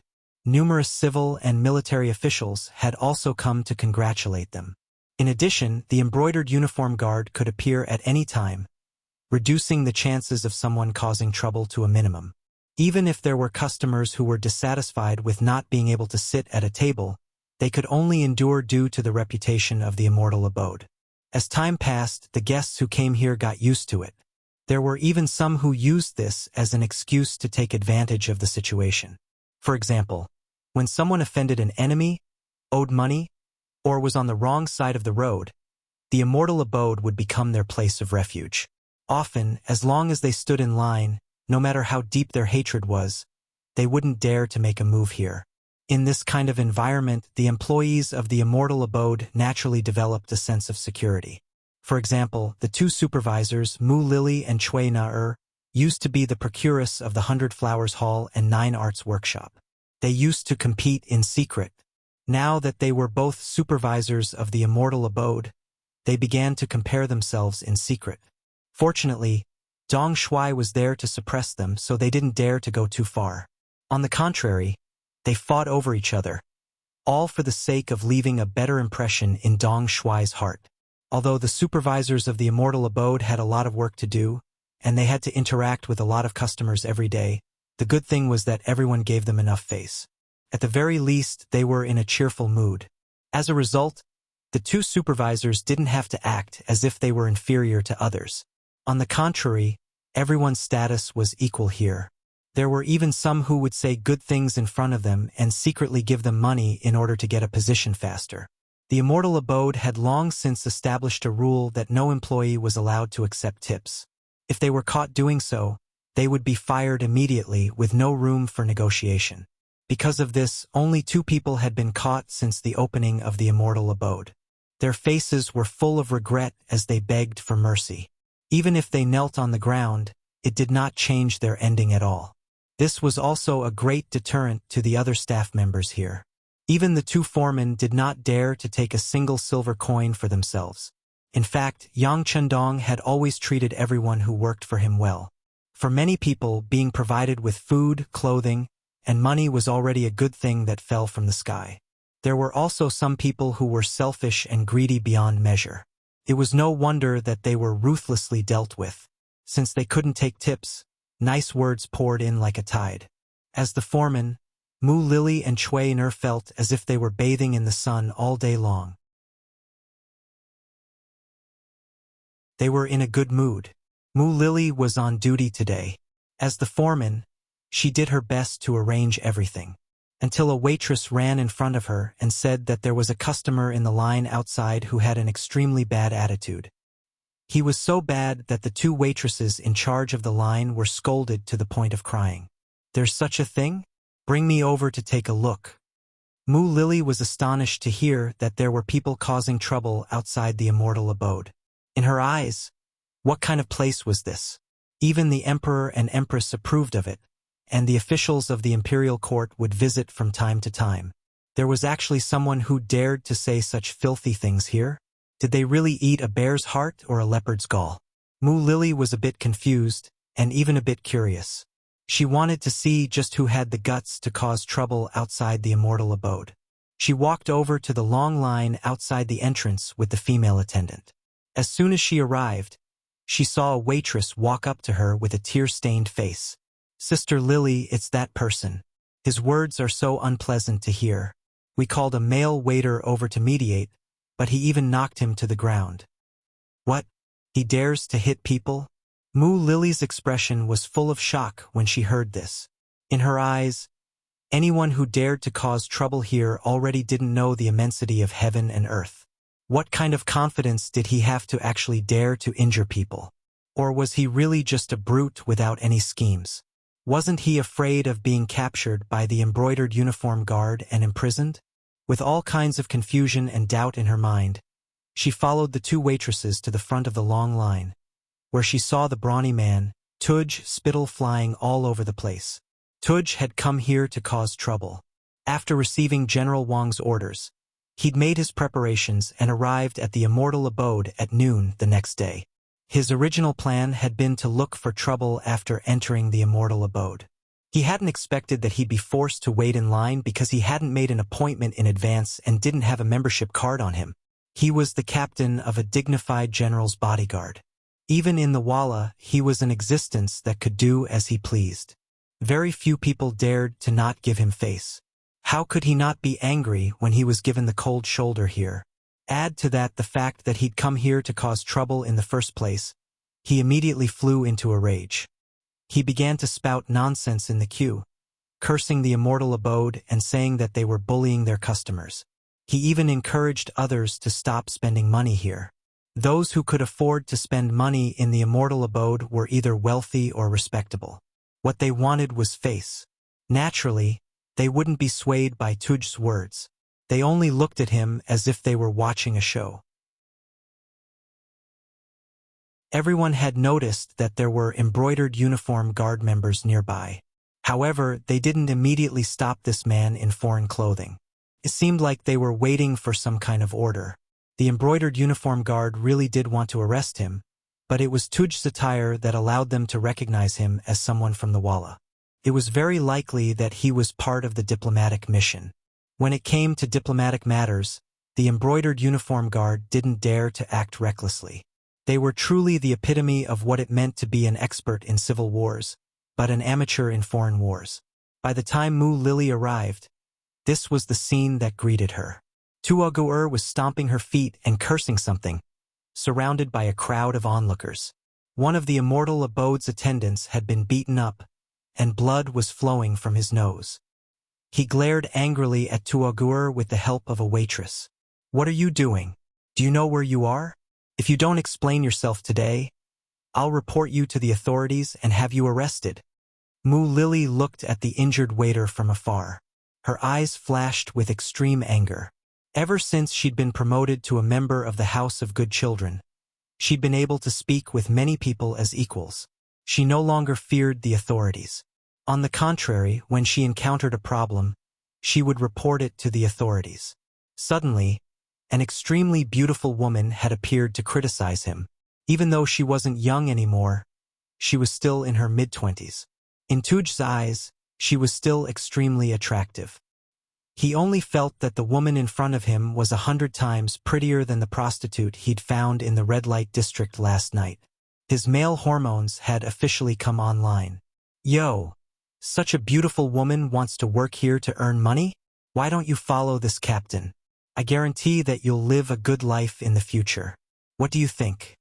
Tuj's eyes shone brightly. He was like a wolf who'd spotted a sheep. He approached her step by step. She'd interacted with all kinds of men over the years, so she was naturally no stranger to this kind of gaze. Mu Lily sensed a trace of threat, and her aura involuntarily dropped. She took a few steps back, pretending to be unyielding as she said, "What are you trying to do? Let me tell you, I'm a commoner from the Ming dynasty. I'm from a good family. You'd best have some self-respect." "Haha, a good family is good. A good family is clean. I like it." Tuj's brain was currently overtaken by lust. How could he care about such rules? All he wanted to do was to hug Mu Lily in his arms and dote on her. "What are you doing?" Someone in the crowd noticed that something wasn't right. A young man dressed like a scholar took advantage of his tall stature to block Tuj's path. He wanted to stop Tuj's unbearable behavior and reason with him. Tuj felt like he was only a few steps away from touching Mu Lily. However, a figure suddenly appeared in front of him. In a fit of anger, he drew his sword without any explanation and slashed it forward. Holy shit! The scholar's eyesight wasn't bad. When he saw the blade coming, he hurriedly dodged to the side, narrowly avoiding the attack. However, a corner of his robe had been cut off by the blade. It fluttered in the air, as if to tell the crowd that Tuj's anger and killing intent had been truly unleashed. From drawing his sword to slashing it out, the crowd was scared witless. After seeing this person from the Walla's diplomatic mission get serious, no one dared to meddle in this matter. Instead, they all scattered, putting some distance between themselves and the Immortal Abode's main entrance. In this way, Mu Lily and the two attendants who followed her were completely exposed. Tuj's actions just now didn't seem to be inappropriate in the slightest. In the Walla, one's fists were the absolute law. Apart from the women of the leaders and generals, any other woman could be forcefully snatched away with their fists. Oftentimes, when something like this happened, people would call it a man's action. Not only would he not be punished, he would even be praised. Being captivated by Mu Lily, Tuj's current location was now the Walla's territory. The only thought in his mind was to steal this woman away. He didn't care about anything else at all. Someone come, help! Seeing that there was no distance between her and Tuagur, Mu Lily lost her head out of fear and didn't forget to shout loudly. Her gaze also turned towards the embroidered uniform guards wearing flying fish robes not far away. Unfortunately, the embroidered uniform guard acted as if they didn't see what was happening. They'd already arranged for someone to report the incident to their superiors. They wouldn't act rashly until they received orders. Even if Tuj's actions were to kill someone on the street, as a member of the diplomatic mission, he didn't necessarily have to follow the Great Ming Dynasty's laws.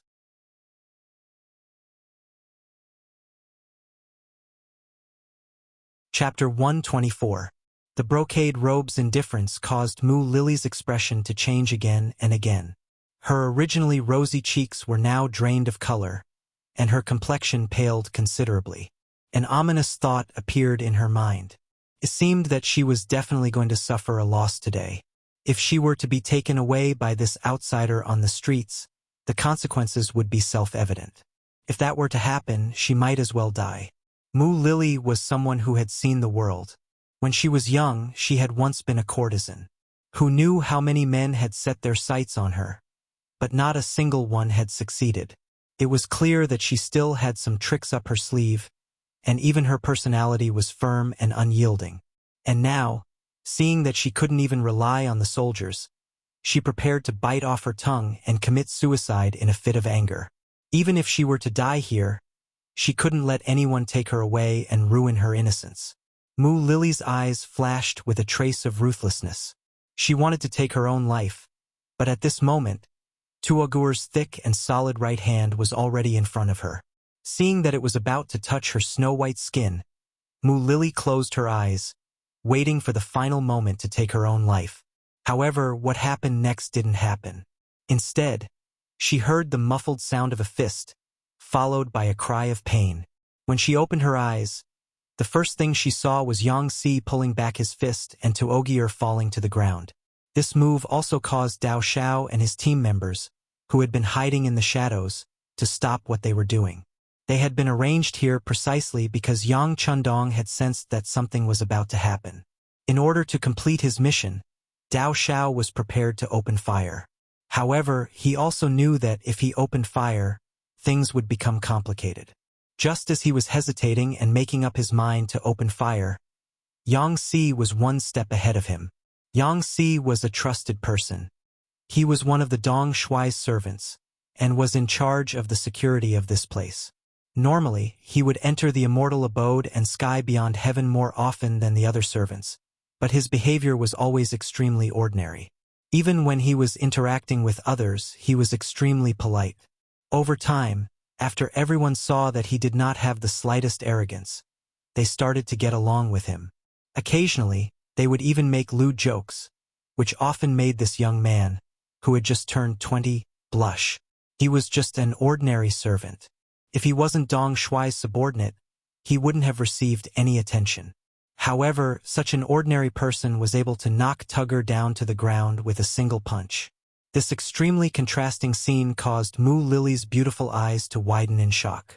At the same time, her face was filled with disbelief. Tugger was knocked down to the ground with a single punch. Furthermore, he was beaten in front of a beauty. This made him feel that he had lost all his face. He snarled and climbed up again. Holding the scimitar in his right hand, he glared at Yang Si. "Brat, you dare to meddle in your grandpa's business? Go to hell." In the next instant, the scimitar flashed with white light as it cut through the air and arrived at Yang Si's chest. The strike was both fast and fierce. Many people with poor eyesight only saw the flash of white light. Because of their nervousness, many people clenched their fists tightly, displaying the nervousness and excitement in their hearts. There were even a few people who reached out with their right hand to press against their hearts, as if their hearts would jump out of their bodies if they didn't do so. Compared to these people, Mu Lily's reaction was even more extreme. She directly let out a cry of alarm. She was truly worried that Yang Si would die because of this. If that happened, even if she bit off her tongue and committed suicide, she still wouldn't be able to make up for her mistake. The scimitar slashed through the air in front of him, followed by a cry of alarm behind him. However, none of this prevented Yang Si from making an accurate judgment.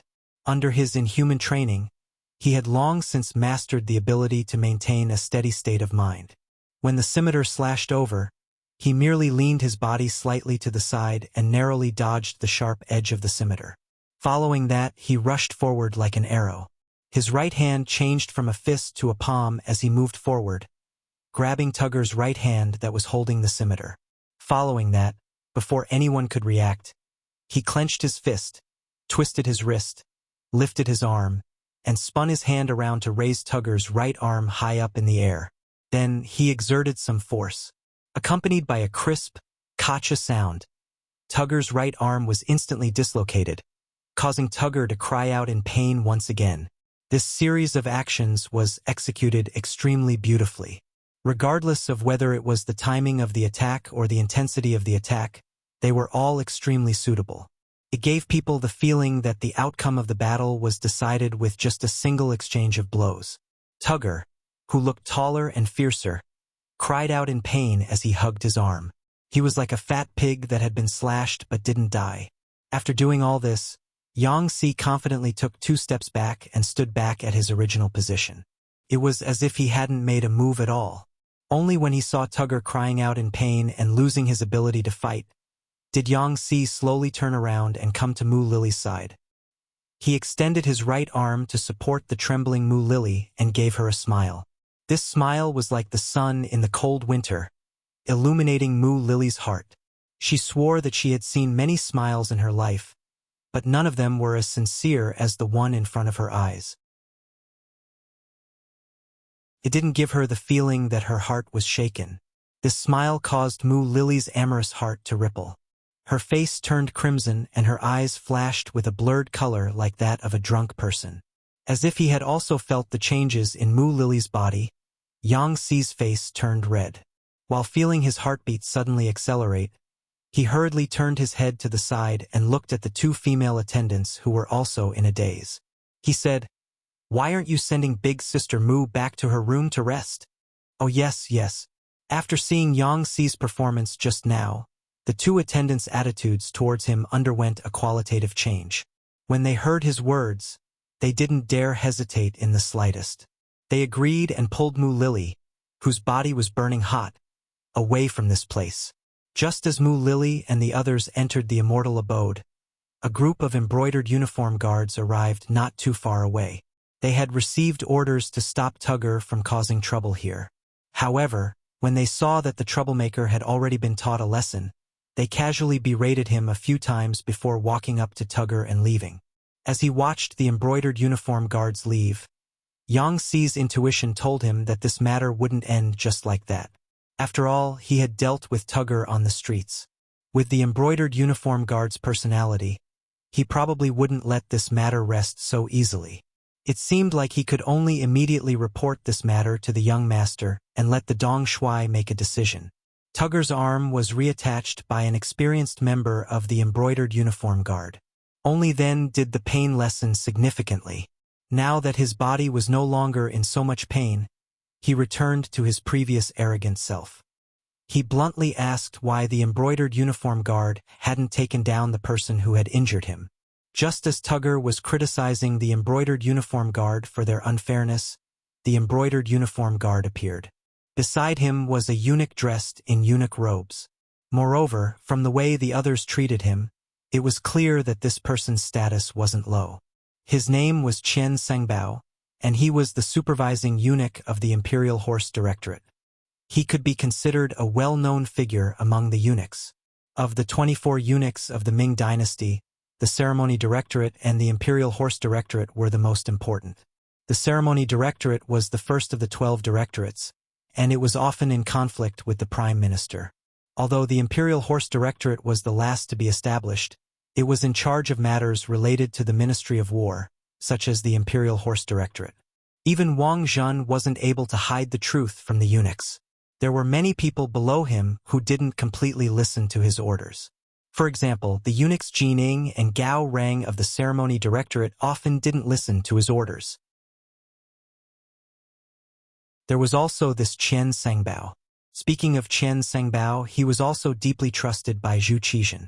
He had once given an imperial edict to Wang Zhen's nephew, Wang Lin, to the embroidered uniform guard commander Chen Sengbao, and to the eunuchs Chen Sengbao's nephew, Chen Liang, Gao Rang's nephew, Gao Yu, Chao Jixiang's brother, Chao Zheng, and Kai Zhong's nephew, Kai Go. From this, it could be seen that Chen Sengbao was greatly favored by the emperor. After being favored by the emperor, he became the supervising eunuch of the Imperial Horse Directorate. His position was second only to the head eunuch of the Imperial Horse Directorate, Chun Guan. Because this matter involved an envoy, and because weapons were used, Chen Sengbao hurried over to deal with it. He just happened to meet the embroidered uniform guard at the door. Knowing that the embroidered uniform guard was a special envoy from the Walla, Chen Sengbao very courteously followed him to see Tugger. They just happened to hear him shouting, "Eunuch Chen, you've already heard the matter. My Walla envoy was beaten up by a commoner of the Ming dynasty. Shouldn't you give us an explanation?" The embroidered uniform guard commander's face was filled with anger. This was the same as slapping his face. If he couldn't get an explanation, how could he still have the face to lead the envoy? Chen Sengbao originally wanted to say that he received news that Tugger attacked first, and because of this, he almost injured a commoner of the Ming dynasty. However, when he thought about how no lives were lost, and the one who was injured was Tugger, he felt that he had already earned some face.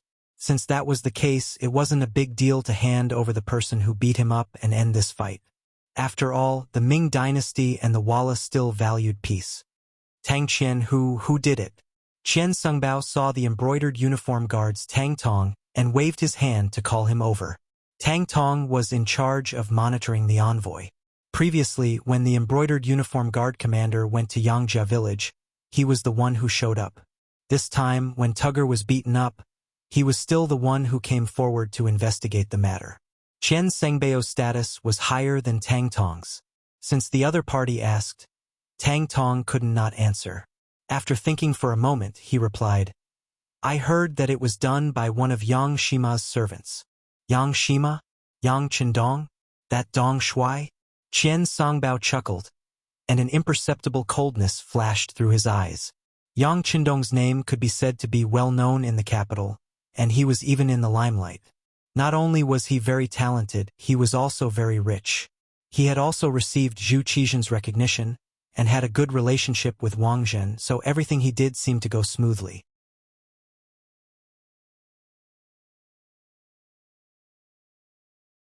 Chapter 125. But at the same time, because he was too close to Wang Zhen, he attracted the displeasure of some other eunuchs. Qian Sengbao was one of them. Originally, because the emperor valued him, especially Princess Changda's birthday, it was completely arranged by Yang Qindong. It was the first time in the history of the Ming dynasty that a foreign minister was arranged for the princess' birthday. Some people who had ideas didn't dare to act rashly. In addition, he had a good relationship with Wang Zhen, so Qian Sengbao couldn't find a suitable reason to find trouble with Yang Qindong. Now, this person's servant was actually involved in this matter. As a result, it was perfectly justifiable to arrest this servant. At that time, if this Yang Qindong was sensible, he would take out a large sum of money and give it to Qian Sengbao. If not, Qian Sengbao would destroy his prestige. No matter what, Walla's envoy was injured this time. We have to give him an explanation. Should Chen Hu Tang bring people to call the servant? Of course, we're just investigating the truth of the matter. We're not saying that he's guilty.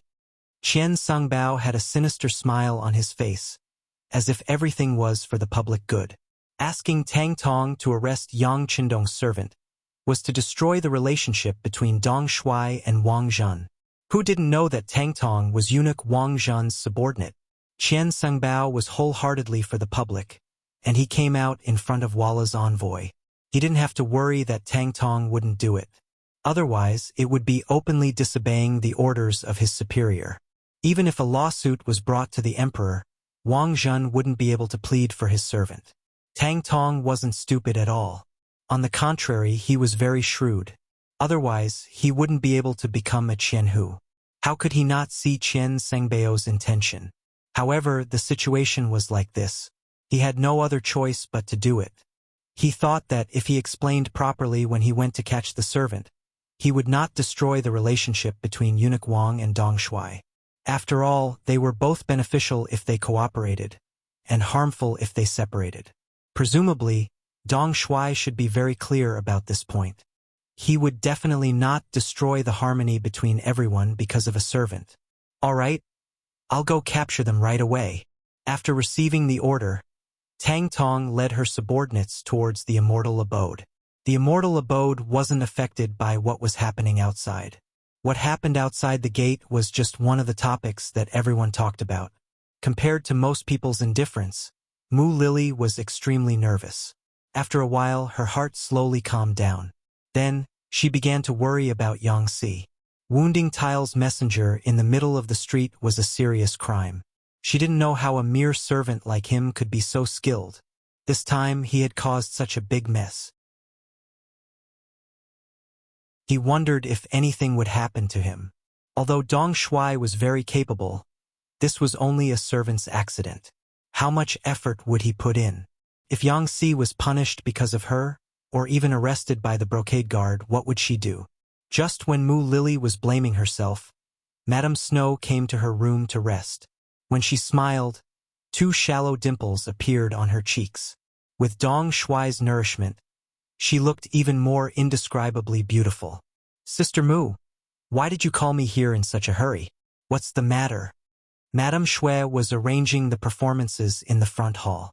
Suddenly, a waiter told her that Mu Lily was looking for her. She was very anxious.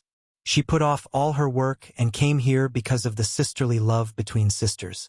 Seeing Xiao Yuxue, Mu Lily acted as if she had seen her savior. She stepped forward and grabbed Xiao Yuxue's wrist. Yuxue, you must help me this time. What's going on? Madame Shui knew that Mu Lily was a strong-willed person. Although she had panicked a lot in the past, she had never been like this. She seemed to be out of her wits. Madame Shui was also shocked by her change. Yuxue, you know that there was a fight outside the gate just now, right? Here's the thing.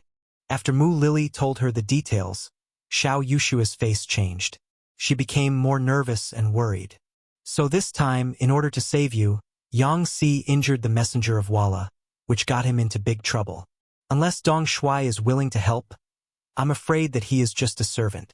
He is destined to make sacrifices and even pay a price for this. Mu Lily was so anxious that she burst into tears. Wait, Sister Mu. Don't worry. Let me think about it. Xiao Yushue had become the top courtesan of Hundred Flowers Hall not only because of her sweet voice, but also because of her wisdom. Otherwise, she would have been able to become Dong Shuai's woman, while Madame Xiang had not been able to become Dong Shuai's woman. Xiao Yushue forced herself to calm down. She thought about the seriousness of the matter first. If Yang Si was just a servant of Dong Shuai, it was indeed troublesome for him to do such a thing. If it were other masters, they would probably push him out and make him a sacrifice in order to calm down the situation. But Dong Shuai was not an ordinary person. He would not treat his servant like this. Xiao Yushue comforted herself. Mu Lily seemed to be a little impatient. Yushue, this time, no matter what, you have to help me, beg Dong Shuai. As long as Yang Si is fine, I'm willing to do anything to atone for his crime. Mu Lily's eagerness made Xiao Yushue feel that something was wrong. After thinking for a while, she widened her eyes and asked, Sister Mu, Yang Si just saved you once. You don't have to be so excited. But why do you seem to be ready to risk everything? Is it because... Yes, I just fell in love with him. The moment he saved me, his smile completely opened my heart. To tell you the truth, I fell in love with him at that time. Mu Lily was really daring. Faced with Madame Shue's test, she admitted it directly. This was a little beyond Xiao Yushue's expectation. She had thought that Mu Lily just wanted to repay her kindness, but now it seemed that it was not so simple. It was very likely that if something happened to Yang Si, then this elder sister would not live alone. She knew her sister well. She knew that she was capable of doing such a thing. Thinking that Yang Si's life was closely related to Mu Lily's, Xiao Yushue did not dare to neglect her. Okay, I'll go back to the Yang village and plead with Dong Shuai. Thank you, thank you. Mu Lily's face was full of gratitude. She knew that Madame Shui was willing to plead with Dong Shuai because of her. This was also why she was willing to confess her feelings for Yang Si without any reservations. Madame Shui left as soon as she said she would. She got into her carriage and left the immortal abode. About 15 minutes after she left, Tang Tong arrived, accompanied by 50 members of the embroidered uniform guard. Wang Jin held important shares in the immortal abode, so Tang Tong didn't dare act recklessly. He didn't even put on his flying suit. Instead, he changed into casual clothes and went to find Mu Lily, the head of the immortal abode. Mu Lily was shocked by Tang Tong's sudden arrival. She had a premonition that something was going to happen, but in order to give Madame Shui enough time to plead, she pretended not to know anything. When she heard that Tang Tong was looking for Yang Si, she put on a serious face and said that she had seen him just now, and that she would send someone to look for him. Tang Tong didn't suspect anything and agreed with a smile. However, they waited for an hour until he was getting impatient. Mu Lily also knew that she couldn't hide it any longer. Only then did she say that Yang Si had most likely returned to the Yang clan manor. Let's go to the Yang clan manor. Tang Tong's face was full of displeasure. They'd been here for too long. Who knew if they'd be able to find Yang Si? He didn't want to cause trouble if he missed his job. Mu Lily's heart clenched as she watched Tang Tong and the others leave. She'd originally wanted to go back and take a look, but she was on duty today. If she left, it would be a dereliction of duty. It would only anger Dong Shuai, and the gains wouldn't make up for the losses. Since she couldn't go back with them, all she could do was pray that nothing happened to Yang Si. Xiao Yushua's pleas would be effective. The situation in the Yang clan manor was completely different from what Mu Lily had imagined. Yang Chendong had no intention of giving up on Yang Si. His personality didn't allow him to do so. Yang Si had rushed back as soon as he'd finished his preparations. As soon as he entered the manor, he saw Yang Chendong and gave him a detailed account of what had happened. Then he half knelt on the ground. His actions today were a little rash, but seeing that the embroidered uniform guards were only watching the show without making a move, he could not just stand by and watch Mu Lily be taken away. If that was the case, he was afraid that it would make the young master unhappy. Yang Chundong was writing something in his study. It was a new song and a new book. The area covered by Yang Bao was no longer limited to the capital. He had already reached Tianjinwei, and the next step was to prepare to enter the auxiliary capital, Nanjing. Although this might take some time, the necessary preparations had to be made. As he wrote, he listened to Yang Xi's report. From the beginning to the end, there was not the slightest change. Even when he heard that Tuogir's arm had been dislocated, he still continued to write with vigor. Xiao Yin, who was grinding ink at the side, trembled. She was clearly afraid when she heard this. It's fine. Yang Chundong had no choice but to put down his brush. He gently placed his hand on the back of Xiao Yin's hand and gave her a comforting smile. Then he slowly turned his gaze to Yang Xi, who was kneeling on the ground. You did the right thing. Get up. Thank you, young master. The words "did the right thing" made Yang Xi feel as if he had been pardoned. He stood up, and Tiger's Mane and Beta Persei, who were standing to the side, hurriedly reached out to help him up. In the past few days they had gotten along very well, as if they were blood brothers. Of course, they didn't want to see their brother make any mistakes.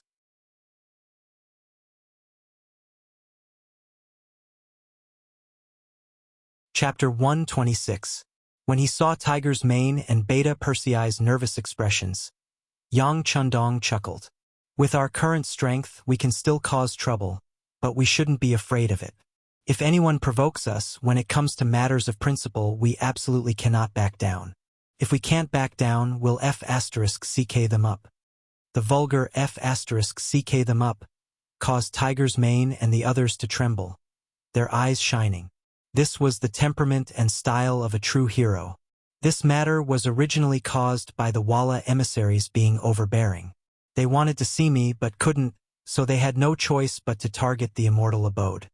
Yang Chundong's mind was very clear, and he quickly thought through the entire situation. Since this matter has come, there's no way to avoid it. If that's the case, then we'll just have to face it as we should. Yang Chundong spoke with a face full of confidence. This confidence came from his large warehouse. With it, he didn't believe that there was anyone in this world who could harm him. If it weren't for the sake of the great Ming's people, and the fact that he didn't want them to experience the flames of war, he would have already used Crimson City as the center and slaughtered his way into the great Ming's interior. If he didn't want the common people to suffer, then he had to play a big game of chess. In the process of laying out his plans, he had to endure patiently.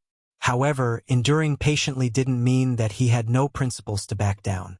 For example, Yang Xi's actions were within his rights. If he couldn't even protect his people this time, then his titles as Young Master and Dong Shuai would lose all meaning. No matter how many treasures there were in the warehouse, they would only be decorations. Yang Xi had to be protected. As for how many troublesome matters would arise in the process, he would just have to deal with them as they came.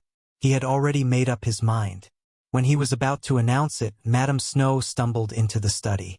Her face was covered in sweat, and her expression was extremely nervous. When she entered the study and saw that Yang Xi was still standing there, she breathed a sigh of relief. Sister Shui, what happened to you? Xiao Yin was shocked to see Madame Snow in such a state. She hurriedly took out a fragrant handkerchief and walked over. Yang Chundong's eyes also fell on Madame Snow. There was curiosity and doubt in his eyes. At the same time, there was a faint murderous intent flowing in his eyes. Yang Chundong thought that something big must have happened to make Madame Snow so nervous. Could it be that someone had attacked the immortal abode? Someone was challenging his bottom line, forcing him to erupt with an appropriate amount of strength. I'm fine. Noticing the confusion in their eyes, Madame Shui thought that she might have acted too hastily and caused misunderstandings. She hurriedly explained, I'm here for Yang Xi. Young master, can I beg you not to hurt Yang Xi? He did it to save Sister Mu. Big Sister Mu said that as long as young master spares Yang Xi, She'll do anything you ask of her. She's willing to be a slave for the rest of her life, working for the immortal abode. Wait a moment. Yang Chendong interrupted Madame Snow. Why is Mu Lily so worried about Yangtze? You came here in such a hurry. You must have been entrusted with this by Big Sister Mu, right? His question hit the nail on the head. Madame Snow's face flushed red. She knew that nothing could be hidden from Dong Shuai. She nodded and said, "Yes, Big Sister Mu went to find Madame Snow. She said that Yangtze did everything to save her. She couldn't be ungrateful, so she asked me to intercede on his behalf." "I'm afraid that's not all." Yang Chendong chuckled. He'd heard something different in Madame Snow's words. Yangtze was just a servant. In any other noble family, his existence was completely dispensable. Even if he'd made some kind of contribution, he wouldn't have earned such gratitude from his master. But judging from Mu Lily's expression, she was obviously very anxious. Otherwise, Madame Snow wouldn't have come back in such a hurry. There must be something else. Since Yang Chendong had pointed it out, Madame Snow knew that there were some things that she couldn't hide. Otherwise, if Dong Shuai found out that she had something on her mind, it would be a big deal. After deciding to say it, she turned her head, looked at Yangtze and said, "Elder Sister Mu admires you. You can be considered lucky." What? Yangtze hadn't figured out what had happened, but when Madame Snow suddenly pointed at him, he was immediately stunned. First, he didn't know what to do. Then his face turned red. Obviously, he was a little overwhelmed and even a little emotional. Ha ha. Ha ha ha. Yang Chendong, on the other hand, could not help laughing out loud when he finally heard Mu Lily's attitude from Madame Snow. Good. Good luck. Yangtze, you're in luck. Ha ha ha. Young master. Yangtze was very embarrassed by Yang Chendong's laughter. He could only lower his head and express his feelings silently. Well, there's nothing to be embarrassed about. Tell me, do you like Mu Lily? Of course, she's a few years older than you. If you don't like her, it's fine. Just make her give up on this idea. Although Yang Chendong was very happy that these trusted subordinates of his settled down early, he was also relieved. However, he wouldn't force her to do anything. Love required mutual love, and the two of them had to spend their days together. It wasn't something that could be done by force. Well, Yangtze reached out and scratched his head. He was a little embarrassed to face some questions. Don't beat around the bush. The young master asked you. Just tell him the truth. What are you afraid of? Tiger's mane urged anxiously when he saw Yangtze's ambiguous attitude. His right hand was naturally raised. From the looks of it, if Yangtze couldn't give an answer, this slap would fall at any time. Seeing that everyone was looking at him and waiting for an answer, Yangtze knew that it was not the time to be pretentious. He immediately raised his head and looked at Yang Chendong. He knelt on the ground again. Young master, I also like Steward Mu. If she's willing, please accept her, young master. When Yangtze finally expressed his attitude, Tiger's Mane's big hand finally fell and hit him on the back of the neck. Tiger's Mane then laughed and said, "You're the one who dares to admit what you did. Ha ha ha." Hearing Tiger's Mane's words, several people in the study laughed. Yang Chendong's face was also filled with joy. Very good. Since both of you have feelings for each other, let's settle this matter first. Once this matter is over, we'll work for them. But before that, Yangtze, you need to hide for a while. Tell everyone that he has returned to his hometown in Jianing Prefecture. Do you understand? This was Yang Chendong's preparation to protect Yangtze. After hearing this, everyone immediately agreed in unison. At this moment, footsteps came from outside the study. Yang Wu walked into the study and half knelt. Young master, Chenhu Tang Tong of the Embroidered Uniform Guard is here. He said he has something to ask you. He came so quickly. Yang Chendong's face immediately became serious. Take him to the side hall and wait. Young master, I'll go over now. Yes. Yang Wu answered and left. Yang Chendong looked at Tiger's Mane and said, Take Yangtze to the backyard and find a place to hide. Tiger's Mane, follow young master to the side hall and meet Tang Tong. After saying this, Yang Chendong stood up. Madame Snow looked at him anxiously and seemed to want to say something, but he spoke first. Don't think too much. Yang Si will be fine. Yang Qindong went straight to the side hall. Madame Snow was still a little uneasy. Xiao Yin, who stayed behind, held her hand and comforted her. Sister Snow, don't worry. With young master here, Yang Si will never be handed over. These words weren't words of comfort, but Xiao Yin was well aware of the close relationship between the young master and the retainers. It's just that some things can't be explained to others. You can only rely on yourself to observe and see with your heart to understand a thing or two. Tang Tong had just been led into the side hall by Yang Wu when Yang Qindong and Tiger's Mane appeared in the side hall. Seeing Yang Qindong in green, Tang Tong did not dare to be arrogant. She quickly sat up and saluted with her hands folded. Greetings, Yang Qindong. Ha! Chili Archtang, you're welcome. Yang Qindong pointed to the chair with a smile on his face. Thank you, Yang Qindong. Tang Tong said politely and then sat down again. A maid brought tea and put it in front of Tang Tong and Yang Qindong. Then she left. As a guest, Tang Tong gently picked up the teacup and took a sip. Then she nodded with a look of enjoyment. Dong Shuai's tea is really good. Chili Archtang, you're welcome. If you like it, you can take some back when you leave. Yang Qindong still had a smile on his face. He spoke unhurriedly and did not seem to have any intention of asking why Tang Tong was here. In Tang Tong's eyes, Yang Qindong's calmness made him unhappy. He had brought dozens of brocade guards with him. If it were other ministers, they would have panicked and lost their composure. There were usually only two possibilities for Yang Qindong to show such indifference. First, he was pretending to be stupid. Second, he was really stupid. The great Dong Shuai could not have a problem with his brain. Then, it could only be the first answer. It seemed that it would be very difficult to find Yang Si, who had hit people. However, he had to do his job. Even if this trip was annoying, he could only get straight to the point. Yang Qindong, the situation is like this. This chili arch is here for a servant of yours named Yang Si. He injured people outside the immortal abode earlier. They've already reported it to the authorities and are going to confront him. However, I don't know if it would be convenient for you to hand him over? Tang Tong spoke in a probing tone.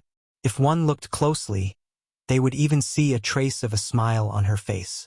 It was as if she wanted to tell Yang Qindong that she was not here for him. She was here because the implications of this matter were too great. Given her position, she had no choice.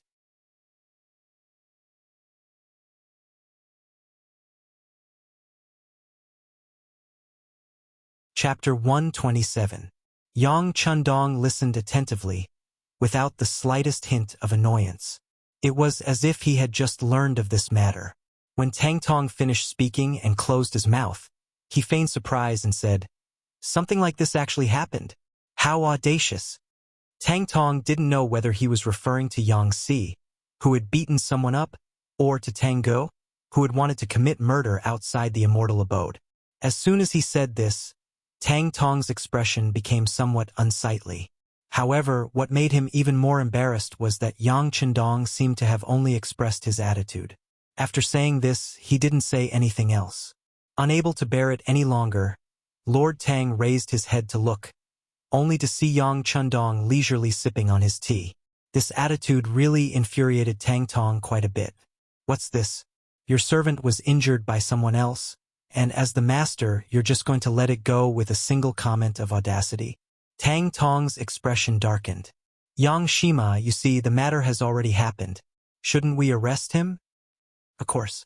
A life for a life and a debt must be repaid. Although he didn't kill anyone, beating someone up is still wrong. If Lord Tang wants to arrest him, then go ahead. There's no need to give this official face." Seeing that Tang Tong was starting to get impatient, Yang Qindong spoke with a righteous expression. He didn't seem like he was going to show any favoritism. "Good. It's rare for Lord Tang to be so righteous. Since that's the case, can't you hand him over?" Tang Tong knew that what he was doing would make Yang Qindong unhappy. However, he had to do his job, so he had to do it properly. Besides, he was only arresting a servant, not making things difficult for Yang Chendong. There shouldn't be any problems, right? Hand him over? In that instant, it was Yang Chendong's turn to be shocked and confused. Since Yang Si injured someone, Lord Tang should just go ahead and arrest him. Why are you still asking this official for him? It's really puzzling. Yang Chendong shook his head as he spoke. He was just short of saying that Tang Tong's request was too abrupt, too inappropriate. Upon seeing Yang Chendong's reaction, Tang Tong finally understood what the Dong Shuai was thinking. To put it nicely, he was shirking responsibility. To put it bluntly, he was pretending to be stupid and acting shamelessly. If he had already caught Yang Si, why would he need to make this trip to the Yang family manor? Although Yang Chendong had some talent, some ability to make money, and even had a cooperative relationship with his superior, eunuch Wang Zhan, these were not enough for him to greet him over such a small matter.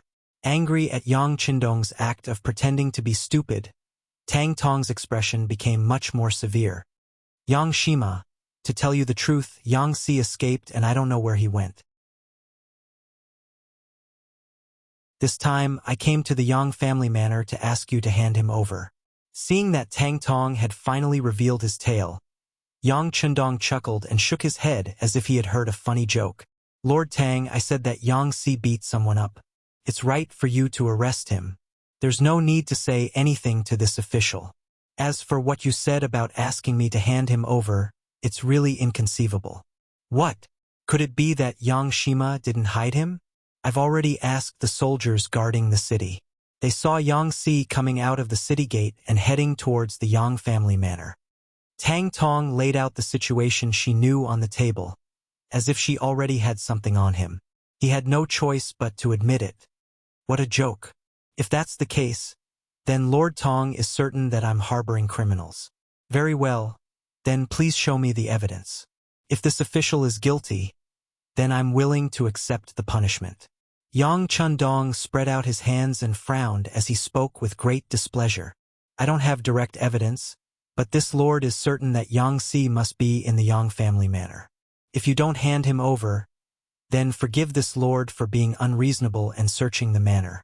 Tang Tong's eyes widened, and even the veins on his arms bulged to express his dissatisfaction. Tang Tong's threat rang out in the side hall. When Tiger's Mane heard it, his body unconsciously tensed up. He was certain that as long as the young master gave the order, he would immediately take action to subdue Tang Tong. What bullshit lord of the embroidered uniform guard. Perhaps he had some martial arts skills, but he was nothing in the eyes of the number one person in the Yang family's military. Tang Tong was still staring at Yang Chendong and didn't notice anything wrong with Tiger's Mane. On the other hand, Yang Chendong sensed a slight change and coughed lightly to remind Tiger's Mane not to act rashly. Then, he turned to look at Tang Tong and said, Lord Tang, are you that confident? How can you be so sure that anyone who comes to my Yang village will definitely enter my village? Have you ever thought that if you forcefully searched the manor and couldn't find anyone, this official would report you? Humph. When he saw that Yang Chendong wanted to threaten him, Tang Tong raised his head and put on an insufferably arrogant and fearless expression. Yang Chendong saw all of this and laughed instead of getting angry. Oh, right. I forgot that Lord Tang is a member of the embroidered uniform guard. You aren't afraid of being impeached by us officials. However, I don't know if silver is enough. 10,000 taels, 100,000 taels, or even 1,000,000 taels. I believe that as long as this official is able to fork out the silver, there should be many people in the palace who are willing to speak up for this official.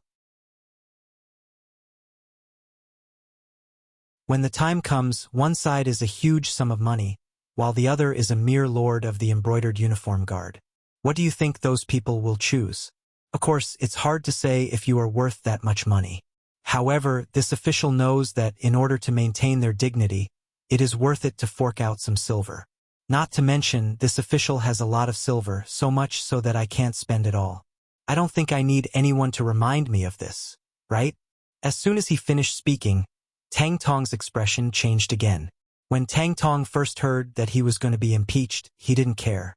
After all, he was a member of the embroidered uniform guard and this time he was in the right.